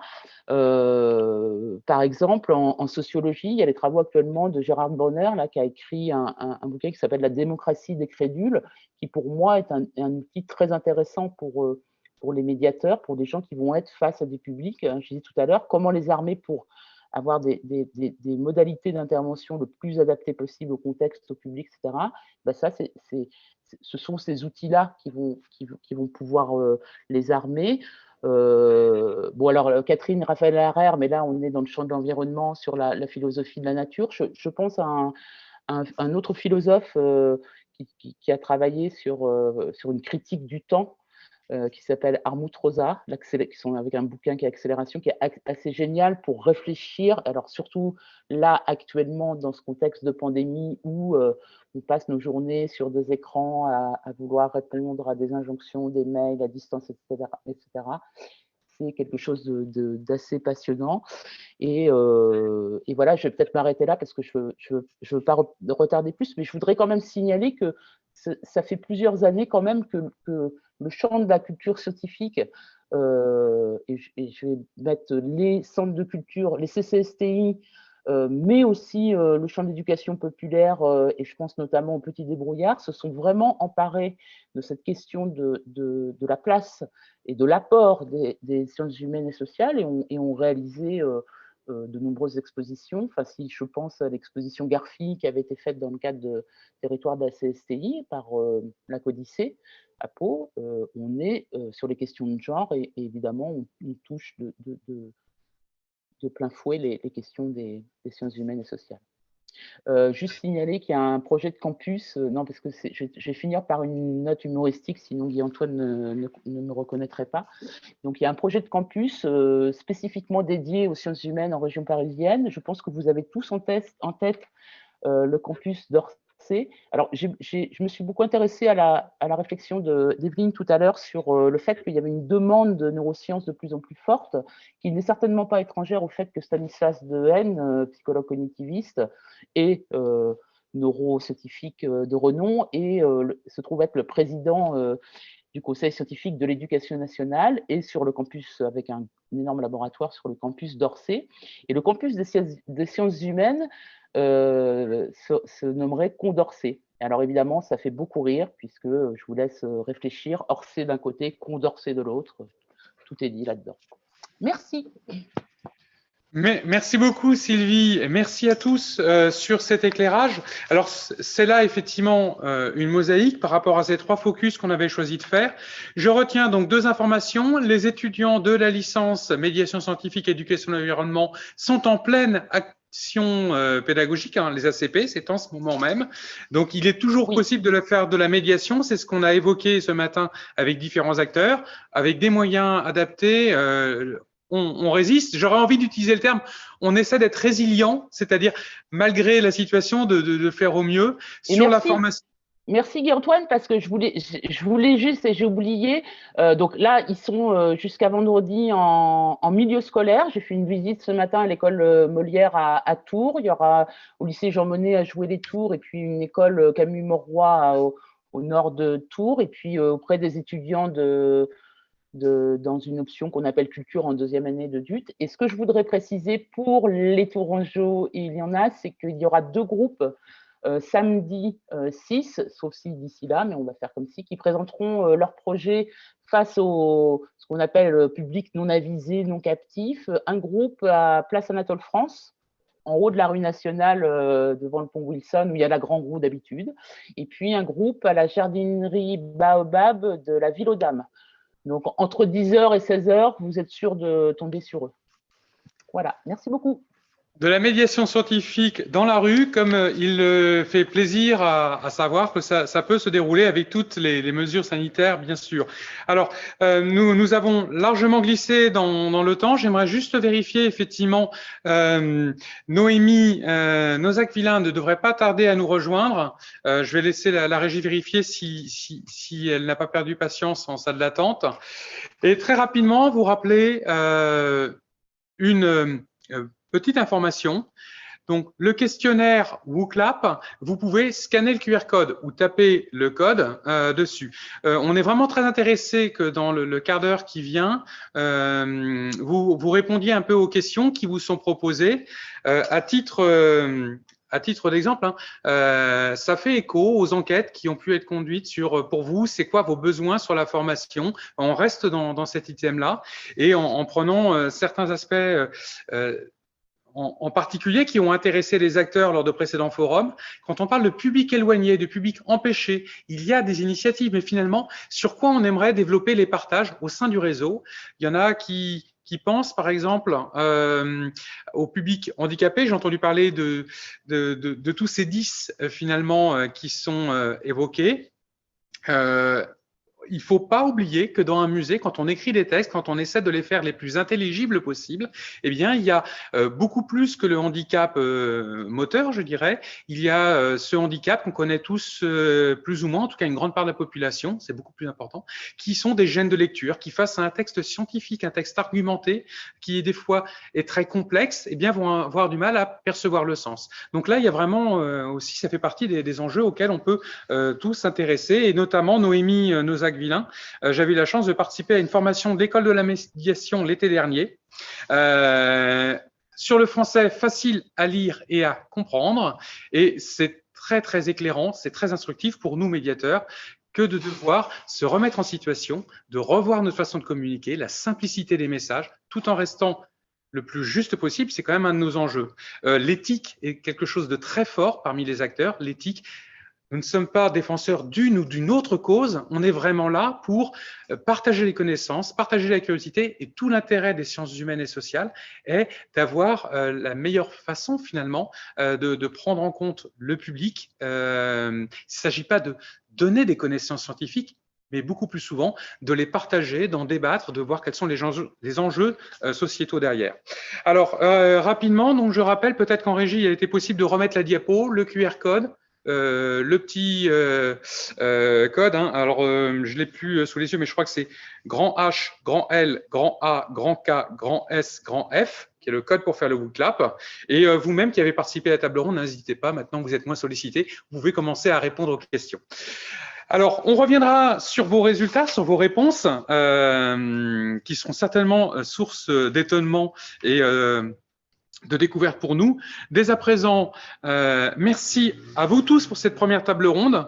On ne va pas la poursuivre d'un échange ou de questionnement. Je me tourne quand même vers le chat.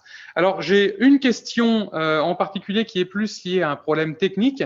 Est-ce qu'il est possible de voir le chat? Effectivement, en permanence, vous pouvez poser des questions, mais par contre, le fil des questions, lui, il apparaît que au moment où personne n'intervient, où il n'y a pas un document à partager.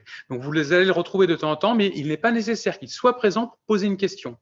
vous pouvez vraiment les partager. Après, je vous rappelle aussi, on tweetit.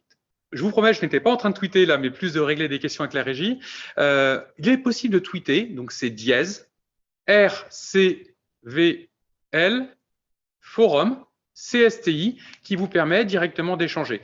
Et je pense qu'il y a de nombreux tweeters exercés parmi la 50aine de personnes qui nous suivent en ce moment, qui nous ont redemandé le hashtag pour pouvoir échanger.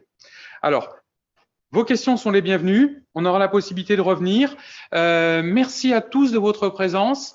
Vous pouvez, sans quitter le Zoom, simplement éteindre votre caméra. Et puis, on va retrouver donc Noémie. Noémie, d'abord, toutes nos excuses pour ce retard. Nos premiers intervenants ont été très, très bavards. Mais c'était bien pour éclairer ce sujet des différents axes d'action de formation. Alors, revenons ensemble dans le passé. Vous avez, avec d'autres acteurs en France, réalisé, à l'époque, c'était dans le cadre du PIA, des investissements d'avenir ou dans le cadre des premières missions de l'école de la médiation. Je vous laisserai vous présenter. L'école de la médiation est une structure qui qui fait partie, qui est hébergée par un grand acteur national qui est Universcience. Et vous préciserez peut-être cet aspect-là. Et on est vraiment très, très content que vous puissiez nous faire un retour sur cet outil. En 2016, si je ne me trompe pas, de nombreux acteurs, dont l'école de la médiation, dont l'OCIM, dont aussi la licence médiation scientifique et éducation de l'environnement. On a parlé de Dominique Bachelard, qui était aussi enseignante chercheuse, mais en sociologie, je crois, ou en psychologie, j'ai un doute. C'est pour ça que je ne l'ai pas dit pour Sylvie Fortin, c'est qu'à chaque fois, je me trompe de casquette. J'étais un très mauvais étudiant. Heureusement, ce n'était pas elle mon enseignant. Et donc, sur l'aspect précisément, c'est une étude qu'on a revue paraître, notamment par une sorte de carte mentale, qui résumait le côté, pas omnipotent, mais un très, très grand nombre de compétences rattachés au métier de la médiation. Et l'intérêt, c'est pour ça qu'on s'est tourné vers vous, c'est de mieux comprendre comment on a pu identifier tout cela, le travail collectif, l'appel à contribution qui a été fait. Je vous laisse maintenant nous en dire un peu plus de ce référentiel des métiers de la médiation. Vous avez une dizaine de minutes comme prévu.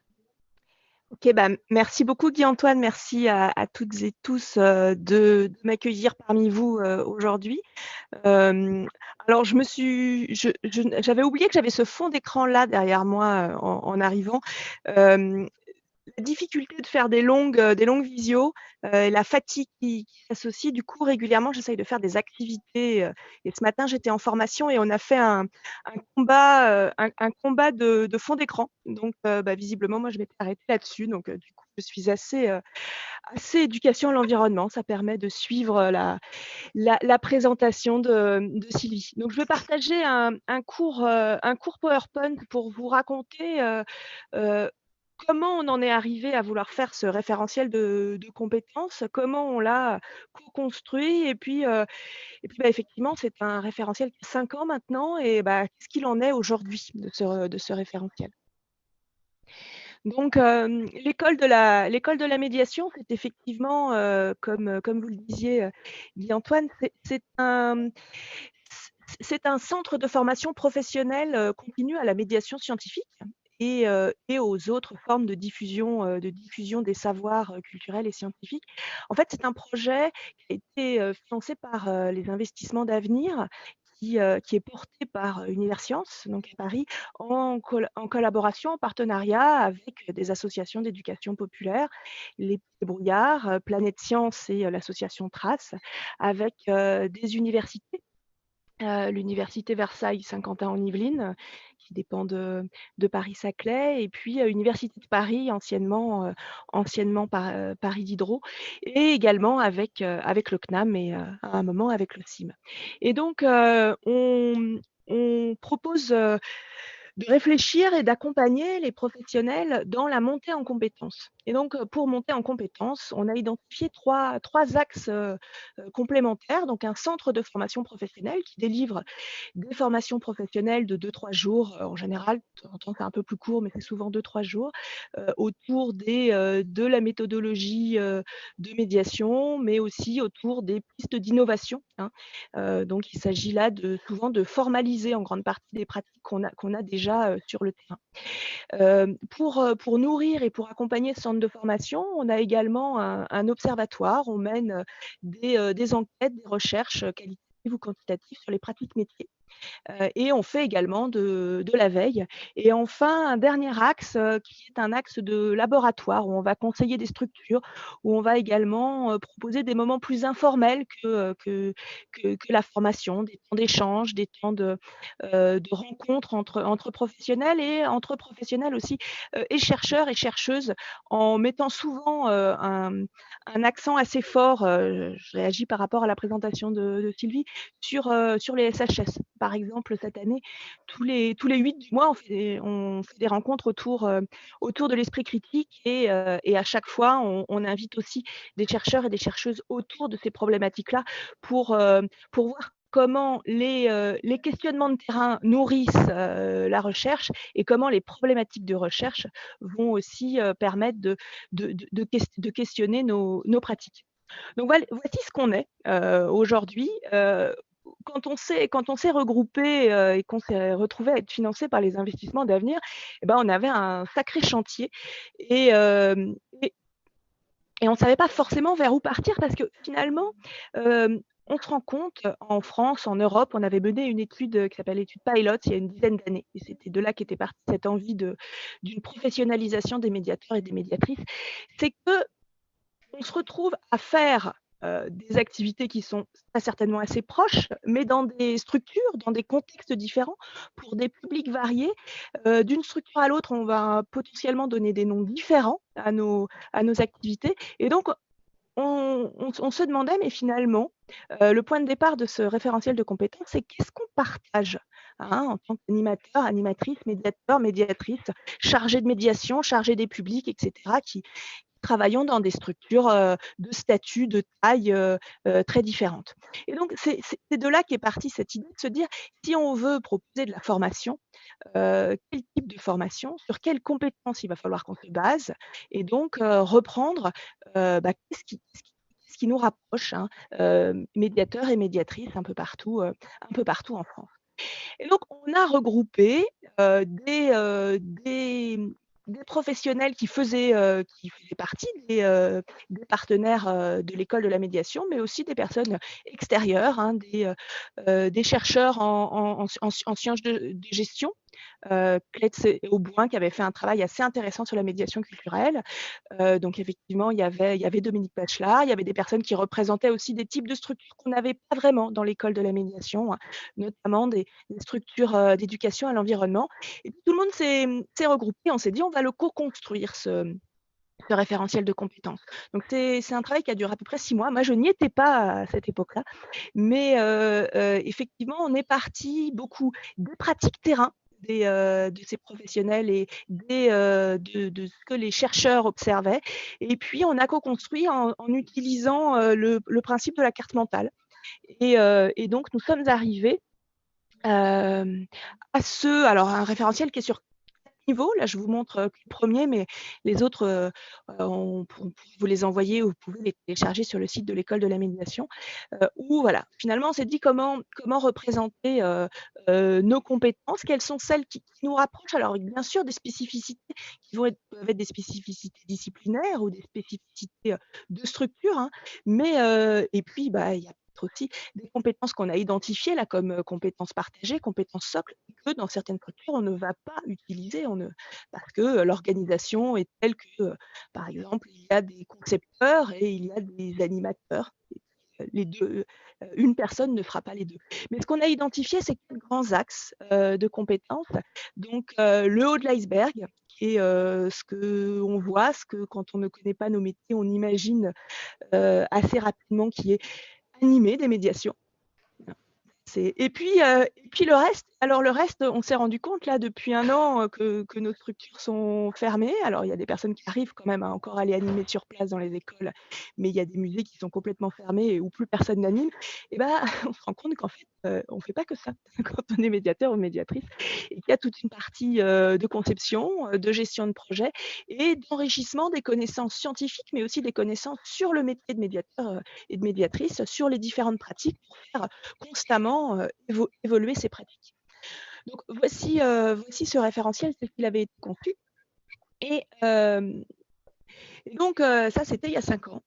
Et alors aujourd'hui, qu'est-ce qu'on fait de ce référentiel? Alors, au niveau de l'école de la médiation, c'est un outil qui est vraiment utile et dès qu'on veut construire une nouvelle médiation, part des besoins des bénéficiaires et des parties prenantes. On va interroger des gens, mais on regarde aussi toujours notre référentiel en se disant est-ce qu'il y a des parties que pour le moment on ne traite pas, hein, et effectivement, notamment sur l'enrichissement des connaissances et des pratiques, eh bien, on a des choses, mais on n'a rien d'hyper formalisé au niveau des formations. On a choisi de l'aborder autrement, notamment par nos rencontres professionnelles. C'est une question aussi, un référentiel qui a 5 ans, c'est comment on continue de le faire vivre. Et c'est pour ça que je suis vraiment contente d'être invitée aujourd'hui pour le présenter, en espérant que ça puisse vous aider dans vos réflexions au niveau des structures, que ça puisse accompagner la réalisation de fiches et de descriptifs de postes, que ça puisse peut-être être un moyen de valoriser nos métiers auprès de nos tutelles, auprès de nos responsables, etc. Et puis la question aussi, c'est quelle mise à jour, parce que depuis 5 ans, nos métiers ont changé et il est fort à parier que ça va continuer d'évoluer pas mal. Et donc, qu'est-ce qu'on fait de toutes ces nouvelles activités, de toute cette polyvalence dont vous parliez tout à l'heure, hein? Est-ce qu'on la valorise? Est-ce que du coup, on l'inclut dans un référentiel de compétences? Est-ce qu'au contraire, il y a des choses, on se dit que c'est pas parce que parfois on demande dans certaines structures de faire de l'accueil que c'est pas pour autant qu'il faut le mettre dans le référentiel de compétences, hein, qu'on continue à dire que ce n'est pas le cœur de notre métier, et que quand on nous demande de faire ça aussi, c'est à côté en plus. Et puis donc, comment on identifie les nouvelles compétences, comment on va former aussi à toutes ces compétences actuelles et à toutes ces nouvelles compétences, et notamment, vous en parliez tout à l'heure, comment on forme des gens qui ont peu de temps pour sortir de leur structure. Est-ce qu'il faut toujours passer par de la formation professionnelle continue? Est-ce qu'il n'y a pas d'autres moments, hein, d'autres formations, des moments de formation asynchrone? On se met à développer de la formation à distance, asynchrone, des moments d'échange de pratiques, mais comment on valorise aussi les compétences acquises sur ces moments d'échange de pratiques? Ou quelque chose qui est assez fort, et là, nous, on se pose pas mal de questions autour de ça en ce moment à l'école de la médiation, c'est la formation en situation de travail. Comment la participation à des projets nouveaux, différents, innovants par rapport à ce qu'on faisait jusque-là, peut nous permettre d'acquérir des nouvelles compétences, mais qu'il va falloir du coup qu'on analyse, comment on identifie les nouvelles compétences qu'on utilise au fur et à mesure de nos projets. Et c'est pour ça que sur la première slide que je présente, je parlais de 3 axes et qui sur cette slide étaient distincts, hein, l'axe centre de formation, l'axe recherche et l'axe laboratoire. Et ben, aujourd'hui, ce qu'on essaye de plus en plus de faire au sein de l'école de la médiation, c'est de les faire se nourrir et de moins en moins en silo, et que c'est le travail de recherche et avec des chercheurs et des chercheuses qui nous permet d'avoir des nouvelles problématiques, qui nous permet de faire des analyses aussi dans les pratiques remarquables du laboratoire, de la méta-analyse de ce qui est en train de se passer chez les médiateurs et les médiateurs qui innovent. Et ainsi, grâce à ça, eh bien, on se forme, on co-construit ou qu'on conçoit des nouveaux modules de formation. Parce que pour finir, vous parliez tout à l'heure d'esprit critique. Et en échangeant avec des chercheurs et des chercheuses sur l'évaluation et la définition de l'esprit critique, il y a une phrase moi, que j'aimais beaucoup, qui était un chercheur en psychologie cognitive, qui me disait, mais finalement, l'esprit critique, on pourrait dire que c'est simplement de la méta-analyse. Simplement. Et donc, nous, on cherche aussi à renforcer l'esprit critique des professionnels en les aidant à analyser au maximum ce qu'ils sont en train de faire et quelles sont leurs pratiques, les formaliser et ainsi à mieux comprendre leurs nouvelles compétences. Voilà. Merci beaucoup, Noémie, pour cet éclairage. J'aimerais revenir sur deux aspects. Le temps est court. Alors, le premier, on a bien entendu un peu cette injonction du médiateur ou de la médiation à tout faire, où il faut bien prendre le temps de se poser, de voir quels sont les outils dont on a besoin, quelles sont les missions, quelles sont les complémentarités. Je retiens un autre élément qui était aussi évoqué auparavant, notamment par la collaboration entre le CNFPT et les musées, c'est-à-dire que dans les échanges de pratiques, dans les temps de rencontres, ce que les anglicistes appellent le social learning, c'est-à-dire apprendre ensemble, on a ces moments très très intéressants. Et là, c'est la complémentarité des acteurs dans le réseau qui doit être notre mire, notre point d'horizon, la complémentarité entre des acteurs qui ont chacun une partie de ces outils et qui peuvent nous permettre de mieux développer la médiation ensemble. Autre point qui était évoqué, donc c'est un référentiel, c'était un temps d'étude, mais un objet qui continue, qui évolue au fur et à mesure. En décembre dernier, lors des rencontres de l'AMSTI, virtuelles, bien entendu, il y avait eu notamment cette question autour de médiateurs du futur. Finalement, qu'est-ce que c'est ? Avec l'image qui restait de l'ubérisation des métiers, c'est-à-dire de devoir intervenir de ci, de là, sous une forme de fragilité. Je rappelle que demain, vous avez donné rendez-vous aux acteurs de ce forum, donc à une shortlist d'inscrits, pour un premier temps qui sera médiateur, médiatrice du futur, pour essayer un peu de se questionner. C'est un atelier collaboratif et qu'on envisage de reproposer, bien entendu, cet atelier qui a suscité beaucoup plus d'intérêt qu'il n'y avait de place disponible. Donc, c'est demain de 10h à midi et c'est sur un lien Zoom et seules les personnes qui ont pu accéder à l'inscription pourront y participer, mais on le reproposera ensemble. Alors, c'est intéressant de faire plusieurs sessions en plus, parce que sur les sessions suivantes, on pourra aussi repartir de manière itérative, peut-être aussi de ce qui a été produit lors du premier atelier. Donc, ça sera vraiment intéressant. Le point important pour tous ceux qui nous suivent, là, vous êtes un peu plus d'une cinquantaine, je crois. Donc, il y a eu le petit questionnaire qu'on a partagé. Assez peu de réponses, mais ça prouve que vous avez bien plus suivi que joué sur votre téléphone à répondre aux questions. On va quand même essayer de le partager en 2-3 minutes. Donc, à la régie, confirmez-moi, est-ce qu'il est bien en vue? Oui? D'accord. Alors, l'idée de ce questionnaire, c'était effectivement de se réapproprier un peu les items importants de la médiation, de les partager, et puis de voir si on pouvait, au regard de vos envies, de vos souhaits, de vos appétences, hiérarchiser. On va regarder comment le reproposer sous une forme un peu plus sereine que là pendant le temps d'échange, puisqu'il y avait plus de 6 questions et que vous n'avez pas eu le temps de répondre à tous. Alors là, je vois la première diapo s'afficher, la deuxième. Il y a quand même des items qui sont ressortis majoritairement. Alors, malheureusement, c'est tellement petit pour mes yeux que je vais avoir du mal à vous le reprendre, mais vous voyez que sur tous les éléments questionnés, on a un élément qui semble être ressorti. Attention, vous étiez assez peu nombreux à répondre. Je vous inviterai à reprendre peut-être cet élément. Là, il y a tellement peu de réponses que j'aimerais bien me focaliser sur un autre aspect. Claire Girard, est-ce que vous êtes toujours présente? Si vous pouvez rallumer votre vidéo automatiquement. Oui, merci, c'est parfait. Noémie, surtout ne partez pas. Ces questions nous concernent tous. En fait, vous avez dit en introduction de cette table ronde, combien, Claire, je rappelle que vous êtes de la région centre à la DESRT, combien cet enjeu de la montée en compétence des acteurs vous tenez à cœur? Nous, on l'entend bien à Centre Science en tant qu'animateur de réseau, comme comment faire en sorte qu'il y ait de plus en plus d'acteurs qui se sentent en confiance, en compétence, pour pouvoir développer la médiation et notamment cette relation au public, notamment. Est-ce que vous auriez quelques points d'attention, Claire, que vous voudriez partager et auxquels il serait possible de répondre? Oui, si vous m'entendez bien. Donc, ce que je disais en introduction, effectivement, c'est que on avait entendu qu'il y avait un besoin d'accompagnement pour la montée en compétence des acteurs. Et pour donner un exemple, des chercheurs qui n'auraient jamais franchi pour l'instant le premier pas d'être en face publique ou en tout cas engagés dans une action de médiation, Vraiment, on souhaiterait impulser des dynamiques pour qu'ils puissent, avec l'appui de leur structure, de leur tutelle, de leur organisme ou de leur université, avec vous, Centre Sciences, mais aussi en interaction avec d'autres acteurs et d'autres partenaires, oser franchir ces premiers pas.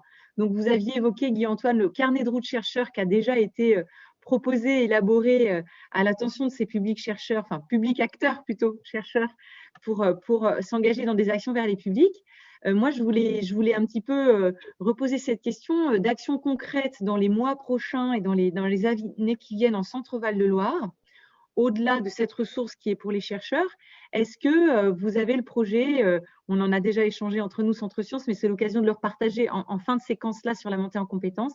Est-ce que vous avez le projet de mettre à disposition des différents acteurs du réseau une sorte de bibliothèque aussi de ressources sur tel ou tel item, peut-être très général sur la conduite d'un projet de CSTI, ou alors très spécifique sur une question d'accès de certains publics, ou peut-être la relation avec les scolaires, ou peut-être la médiation en ligne, voilà, sur des sujets d'intérêt pour les acteurs. Est-ce que vous avez ce projet de bibliothèque de ressources sans réinventer la poudre? Moi, j'entends aussi qu'il y a des choses qui existent au national et qu'il faut partager et s'appuyer sur ce qui existe déjà. Mais voilà, est-ce que vous pouvez nous en dire plus sur ce type d'appui, en plus de l'agenda formation disponible sur Écosciences maintenant?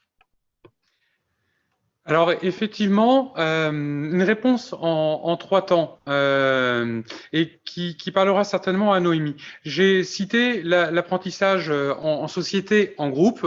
C'est une modalité qu'on a déjà pratiquée dans le réseau, dans le partage, dans l'échange de pratiques. C'est celle qu'évoquait aussi l'association des musées Centre-Val de Loire avec les visites apprenantes. Hein. C'est quand on se rencontre entre pairs avec des outils, des expériences différentes que l'on peut échanger, pratiquer et nourrir des projets. Olivier Richard et Evelyne Bois, bien que tous deux enseignants-chercheurs, nous ont expliqué comment, dans la genèse de leur offre de formation, ça avait été aussi une recherche, une richesse que d'aller vers des complémentarités de personnes des horizons différents.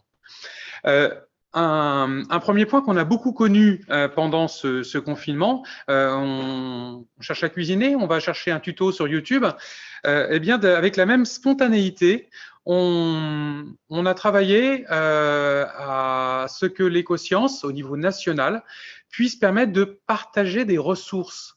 Donc là, très concrètement, ce fameux carnet de route qui permet aux chercheurs de se lancer dans la médiation, c'est un des profils d'acteurs. Il existe, il est partagé sur ces ressources. J'attirerai aussi l'attention sur le fait qu'il y a d'autres acteurs, l'émission La Méridienne avec l'Université de Tours notamment, je crois, qui contribuent très régulièrement. Mais l'idée, c'est comment on peut faire en sorte, les uns les autres, que l'on mette à disposition des ressources qui peuvent être source d'apprentissage pour des acteurs. Et bien entendu, aller au-delà, après se rencontrer, partager. Alors, ce type de ressources, on va essayer dans l'année de travailler à les étoffer. C'est aussi pour ça qu'on échange fortement avec des structures comme l'école de la médiation. Écosciences, c'est quelque chose de national qui vit en région centre avec l'Écosciences Centre-Val de Loire. Malheureusement, il n'y en a pas à Paris. On a déjà commencé à essayer d'émailler d'informations, d'offres de formation fournies par l'école de la médiation pour en faire un focus dans ce fameux agenda. Très concrètement, dans les ressources, c'est une piste. Dans les dossiers et les communautés, c'est-à-dire qu'il y a une communauté des acteurs de la fête de la science au sein de l'Écosciences. Donc, c'est une invitation aussi à co-construire, à se retrouver, à construire des projets. En ce moment en distanciel, mais on l'espère très vite en présentiel. Troisième élément, la formation professionnalisante, c'est-à-dire celle auquel on pense le plus facilement quand salarié d'une structure, on bénéficie d'un CPF, d'un compte personnel. Là, ce qui est intéressant, c'est avec des acteurs de la formation, comme le CNFPT, comme l'université, mais on essaye de voir aussi l'ensemble dans le secteur associatif en région centre. Il y a l'association Graines Centre, par exemple, qui propose un très grand nombre d'éléments de formation. Il y a concrètement une offre. Elle n'est pas suffisamment visible et connue. Et donc, sur ce troisième point, on s'efforce de faire en sorte qu'elle soit la plus visible possible. Surtout de sensibiliser les acteurs. On l'a entendu dans la bouche de Claire Guarin, combien pour des acteurs qui sont en périscolaire, dépendant d'une collectivité, se former peut être conçu et c'est quelque chose qui choque certainement un bon nombre de pédagogues, peut être conçu comme une perte de temps à un moment où la personne n'est pas en face à face avec du public. Comment peut-on concevoir de développer ces outils, ces compétences de médiation, si on n'a pas du temps de recul pour les préparer, justement, avant le face-à-face public, et voire se former pour développer une nouvelle compétence. On avait illustré il y a quelques années le forum avec une initiative très pertinente à ce niveau-là de 3 collectivités territoriales que j'aimerais citer. Donc, la communauté de Vierzon, celle de la métropole, pardon, l'agglomération de Montargis, communauté de communes Loire-Beauce, je crois, enfin en tout cas autour de Baule, Beaugency, qui avait porté un projet d'éducation des acteurs sur air, climat, énergie, et qui leur semblait totale logique, puisque dans le cadre des agendas 21, c'était là des acteurs qui étaient en mesure de conduire des activités et qu'il fallait les former. Eh bien, appelons justement de tous nos voeux à ce qu'il y ait une prise de conscience dans toutes nos structures de la nécessité de passer du temps à se former, à se rencontrer, à échanger entre pairs, et puis à co-construire, parce que ça peut être une façon de faire émerger des outils. Et là, je reviens sur le fameux référentiel. C'est vrai qu'en région, on a ce projet. Qu'est-ce qu'un référentiel, si ce n'est un pense-bête? Tiens, quand je veux monter un projet, qu'est-ce que je dois développer comme action? Quelles sont mes compétences? D'avoir une bonne visibilité qui nous permet de savoir sur quoi on doit se former, sur quoi on n'est pas forcément le plus à même d'œuvrer. Et au maximum, pouvoir partager nos expériences, succès ou échecs, parce que l'on peut en apprendre beaucoup. C'était non pas une volonté de conclusion, mais une façon de répondre en 3 temps. Se rencontrer, se retrouver dans des temps comme le forum, maximiser la visibilité des offres de formation auxquelles on peut les uns et les autres aspirer et légitimer cette attente, ce besoin de se former. Et 3e point, eh bien faire en sorte que dans nos temps disponibles, dans les moments où on est justement en veille technologique, on puisse aller trouver et savoir où trouver des endroits, des contenus. À titre personnel, je pense illusoire de rêver à non pas une Babylone, mais une bibliothèque d'Alexandrie de tout ce qu'il existe. Après, on a eu des interlocuteurs ici, comme Sylvie Fortin.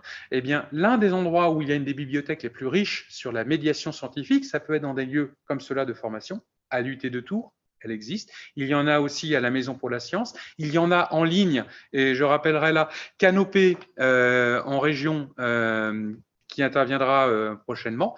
Il y a ces lieux finalement qui sont des lieux en partie virtuels, mais où on peut consulter, voir les ressources et appréhender. Se former, ne jamais oublier que on a beaucoup plus à apprendre. Alors il y a peut-être une question, une réaction. Alors, je vais tout de suite me tourner non pas vers le standard, mais vers l'écran pour la retrouver. Oups, excusez-moi, petit temps technique. Peut-être dans les mots, effectivement, où en est ce partage de ressources au niveau national sur Écosciences? Alors, on a une question, effectivement, oups, je ne vois pas le nom de la personne, désolé de ne pas la citer, hein, mais qui a quelques minutes, où en est ce partage de ressources au niveau national sur Écosciences? Comment diffuser ensuite vers les différents acteurs, enseignants du primaire, secondaire, enseignants-chercheurs, associations, etc., et faire connaître cet ensemble de ressources? Alors, j'entends là 2 aspects. Est-ce qu'il y a un endroit où toutes ces ressources sont centralisées? Quand on a travaillé à l'élaboration de cette table ronde, on s'est rendu compte quand même il y a une envie, une appétence pour trouver ces bibliothèques généralistes. Alors, on les remettra dans les liens du forum, hein, mais ne serait-ce que sur la question de la médiation, qu'est-ce que c'est que le métier de médiateur? Je rappelle que l'OCIM, l'Office de coopération intermusée, fait un gros travail à ce niveau-là de formation. On a échangé avec Eva Matchek et on l'invitera à participer à ce type de table, je l'espère très prochainement, parce que l'OCIM peut permettre de centraliser, d'avoir une certaine vue sur la richesse documentaire. Evelyne Bois doit malheureusement nous quitter. Effectivement, on a été un peu plus long que prévu. En région, dans Écosciences, il n'y a pas l'ambition de créer ces bibliothèques. Par contre, effectivement, si on peut partager d'un Écosciences à l'autre des offres de formation ou des ressources, on le fait au maximum entre Écosciences existants. 2 ressources à signaler en termes d'actualité. L'une, le réseau Écosciences, alors le réseau des acteurs en Occitanie, Languedoc, Roussillon, si je ne me trompe pas dans leur nom. Donc, on fait paraître là en janvier un peu l'équivalent du carnet de route, un livret ressources sur la médiation scientifique. On invite tous les acteurs à le consulter. Hein. Il suffit d'un Écosciences à l'autre, les dossiers sont accessibles. Et puis, ceux qui reçoivent leur lettre d'info ont peut-être vu déjà passer l'information. Donc, celle-ci. Et une autre question peut-être qui s'est posée. Alors, non, je regarde. J'ai scanné le QR code au début et aucune question ne m'a été proposée jusqu'à maintenant. Non, c'est pas ça. Je n'ai que 2 questions qui s'affichent. J'ai mes collègues qui me font des grands signes. D'Emmanuel. Alors, juste pour revenir sur Écosciences, donc il y a par exemple ce livret ressources qui existe à Écosciences Roussillon, Occitanie, pardon. Et l'autre point que je voulais évoquer, c'était sur l'Écosciences même, Centre Val de Loire, on invite tous les acteurs effectivement, à faire connaître, à faire savoir, à partager. Par exemple, Sylvie, effectivement, on a plus l'habitude de se tutoyer. Si tu as l'occasion de nous donner de bons conseils de littérature instructive, effectivement, la période est favorable pour pouvoir s'instruire, développer nos compétences aussi, ne serait-ce que du point de vue de la sociologie, c'est bien cela le domaine? Non, pardon, de la psychologie. Merci à tous en tout cas. Je n'aimerais pas être le dernier mot pour conclure. Noémie, peut-être une injonction, une invitation pour tous ces acteurs ou pour donner l'envie, puisque demain c'est complet, de retrouver l'atelier? Moi, j'ai du mal avec les injonctions. Moi, je préfère les, les propositions et puis après à chacun, à chacune de choisir comment ce qu'il en fait. Du coup, je suis ravie de voir une partie d'entre vous demain pour qu'on réfléchisse aux métiers et aux compétences associées du futur. Et par exemple, notre prochaine rencontre, c'est après-demain, jeudi matin, où on est en train de faire un cycle en ce moment où on réfléchit avec une trentaine de professionnels à quelle est la médiation en temps de crise. Et donc, il y a 5 groupes en parallèle qui sont en train d'imaginer des outils pour réagir à ces temps de crise. Et c'est assez rigolo parce qu'une des équipes est en train de travailler sur une mutualisation des plateformes d'outils. Et se poser la question comment on mutualise toutes ces initiatives un petit peu partout qui éclosent, parce que c'est super, mais il ne faudrait pas s'épuiser à toutes et tous faire la même chose en parallèle. Voilà. Sylvie, vois-je dans ce regard l'envie Oui. d'appeler aussi, alors je n'ai plus osé dire le mot injonction, hein, mais Non, une non, invitation. il y a pas d'injonction, mais j'entends la demande, alors pas du tout l'injonction, mais le questionnement de Claire. On est noyé sous de la masse d'informations, de ressources. Même nous, dont c'est le métier, là, c'est un chercheur, c'est très compliqué de se tenir à jour, même sur notre champ, notre propre champ. Enfin, si vous lisez Lévy-Leblond, alors ça c'est une référence que je peux vous faire lire, qui avait écrit en son temps, il y a déjà très longtemps, avec le entre parenthèses, mettre la science en culture, Jean-Marc Lévy-Leblond. Il dit en fait un scientifique actuellement, il est spécialisé dans son champ de compétences. Il prend l'exemple, alors lui, je crois qu'il est en chimie ou en physique, mais si on prend la chimie, mais Étienne Klein dit exactement la même chose. Il dit, voilà, moi, par exemple, je suis en psychologie cognitive, je n'y connais rien et je ne peux pas me tenir à niveau sur des connaissances ou des compétences dans le champ de la psychologie clinique, différentielle, etc. Donc, vous voyez, parce que les connaissances, leur développement est exponentiel depuis... et ça ne fait, alors Armut-Rosa, l'accélération du temps, là, ça ne fait que s'accélérer. Par contre, je pense que c'est une bonne idée alors le CIM, évidemment, excellente ressource, et moi, j'ai demandé à des documentalistes de structures comme le Musée des Arts et Métiers. À un moment donné, on a fait une visite au Musée des Arts et Métiers. La documentaliste nous a mis dans sa liste et elle nous envoie des veilles sur le champ de la culture scientifique, et c'est absolument passionnant. Et je pense que la Cité, le site, je sais que le site de la Cité regorge aussi de ressources. Alors évidemment, ce n'est pas tout compilé en un seul lieu, mais peut-être ce qu'on pourrait compiler, c'est les têtes de réseau qui déjà eux-mêmes font déjà un peu ce travail-là. Donc voilà, merci. Et il y a l'IFRE également, mais plus dans le champ de l'éducation à l'environnement. Oui, pardon, Sylvie d'avoir coupé. Donc, la mention, c'était celle de l'IFRE, hein, qui était justement l'acteur qui a développé cette formation autour de air, climat, énergie auprès des 3 collectivités que je citais. Damien Marie, en l'occurrence, que je salue. La deuxième partie de la question qui nous était posée, j'aimerais quand même la citer, c'était comment peut-on former des enseignants qui ne sont pas issus de domaine scientifique, hein. On parle souvent du fait que les enseignants, notamment au niveau du primaire, n'ont pas des profils dans leurs études de scientifiques pour pouvoir faire de la culture scientifique. Et là, plutôt que de répondre à la question dans un temps aussi court, je retiens un premier aspect. Les étudiants de la formation médiation scientifique et éducation de l'environnement, qui peuvent avoir un bagage de compétences, mais ils ont avant tout un corpus de formation autour des sciences humaines et sociales. Et que pour être un bon médiateur de sciences, il ne suffit pas de bien connaître le sujet, mais d'être très, très attentif à la façon dont on facilite l'échange, le partage entre ceux qui développent la connaissance des lieux de recherche, ceux qui ont une appétence, un intérêt qu'on essaie de rendre plus curieux, y compris dans leur capacité à repérer des biais cognitifs, des erreurs, une facilité qu'on a tous à aller plutôt vers une connaissance qui nous rassure dans ce que l'on pense déjà, ces biais qui ont été évoqués. Alors, puisque le temps est malheureusement très court, dans les rendez-vous, on a parlé de demain matin avec l'école de la médiation. Simultanément, il y aura une autre plateforme de 10h à 11h30 sur Sciences CBD, une relation renouvelée. Demain après-midi, on poursuit avec aussi un partage de compétences autour de la question des lives. On s'est tous retrouvés, faute d'un contact avec le public, à essayer de se filmer, à développer des compétences à ce niveau-là. Peut-être que ce sera l'occasion d'identifier des formations. Comment je peux vraiment concrètement faire du montage sur mon téléphone, faire des réalisations de qualité. En tout cas, on verra avec les acteurs demain ce qu'il en est. Dernier petit rappel, jeudi matin, c'est sur les ressources en ligne et la façon de faire de la médiation. Et là, je cite à nouveau Hélène Mention de l'atelier, va nous présenter ces fameuses ressources Canotech. Donc Canotech qui a été développée, c'est une initiative du confinement qui consistait à mettre des formations en ligne, des ouvrages, des ressources, c'est pour ça que je les ai cités. Eh bien Canotech, c'est quelque chose que le réseau Canopé a décidé de pérenniser. Et on a là, voilà, une nouvelle bibliothèque qui a émergé et sur lesquels il est bon de s'inviter les uns les autres à aller voir s'il n'y a pas matière à trouver. Dernier point, de ce qui s'est passé ce matin et que vous pourrez retrouver.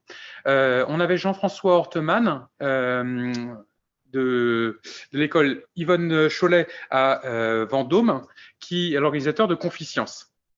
Eh bien, c'est justement des acteurs, des enseignants qui se forment aussi, se mettent en confiance les uns les autres et on est à nouveau dans des temps de rencontre, de partage de pratiques. On a très largement dépassé le temps qu'on s'était imparti. Toutes nos excuses, mais merci à ceux qui nous ont suivis jusque-là.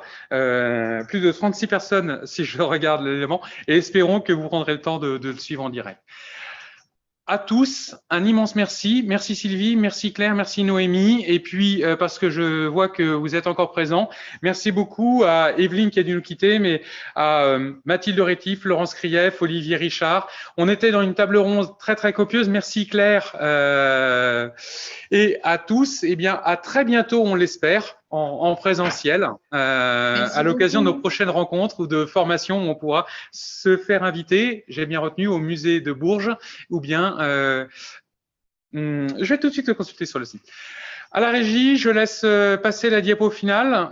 Merci à tous nos partenaires, la région, le FEDER qui nous permettent de réaliser ce dispositif, et à demain pour de prochaines aventures. Merci beaucoup. Merci, au revoir. Au revoir.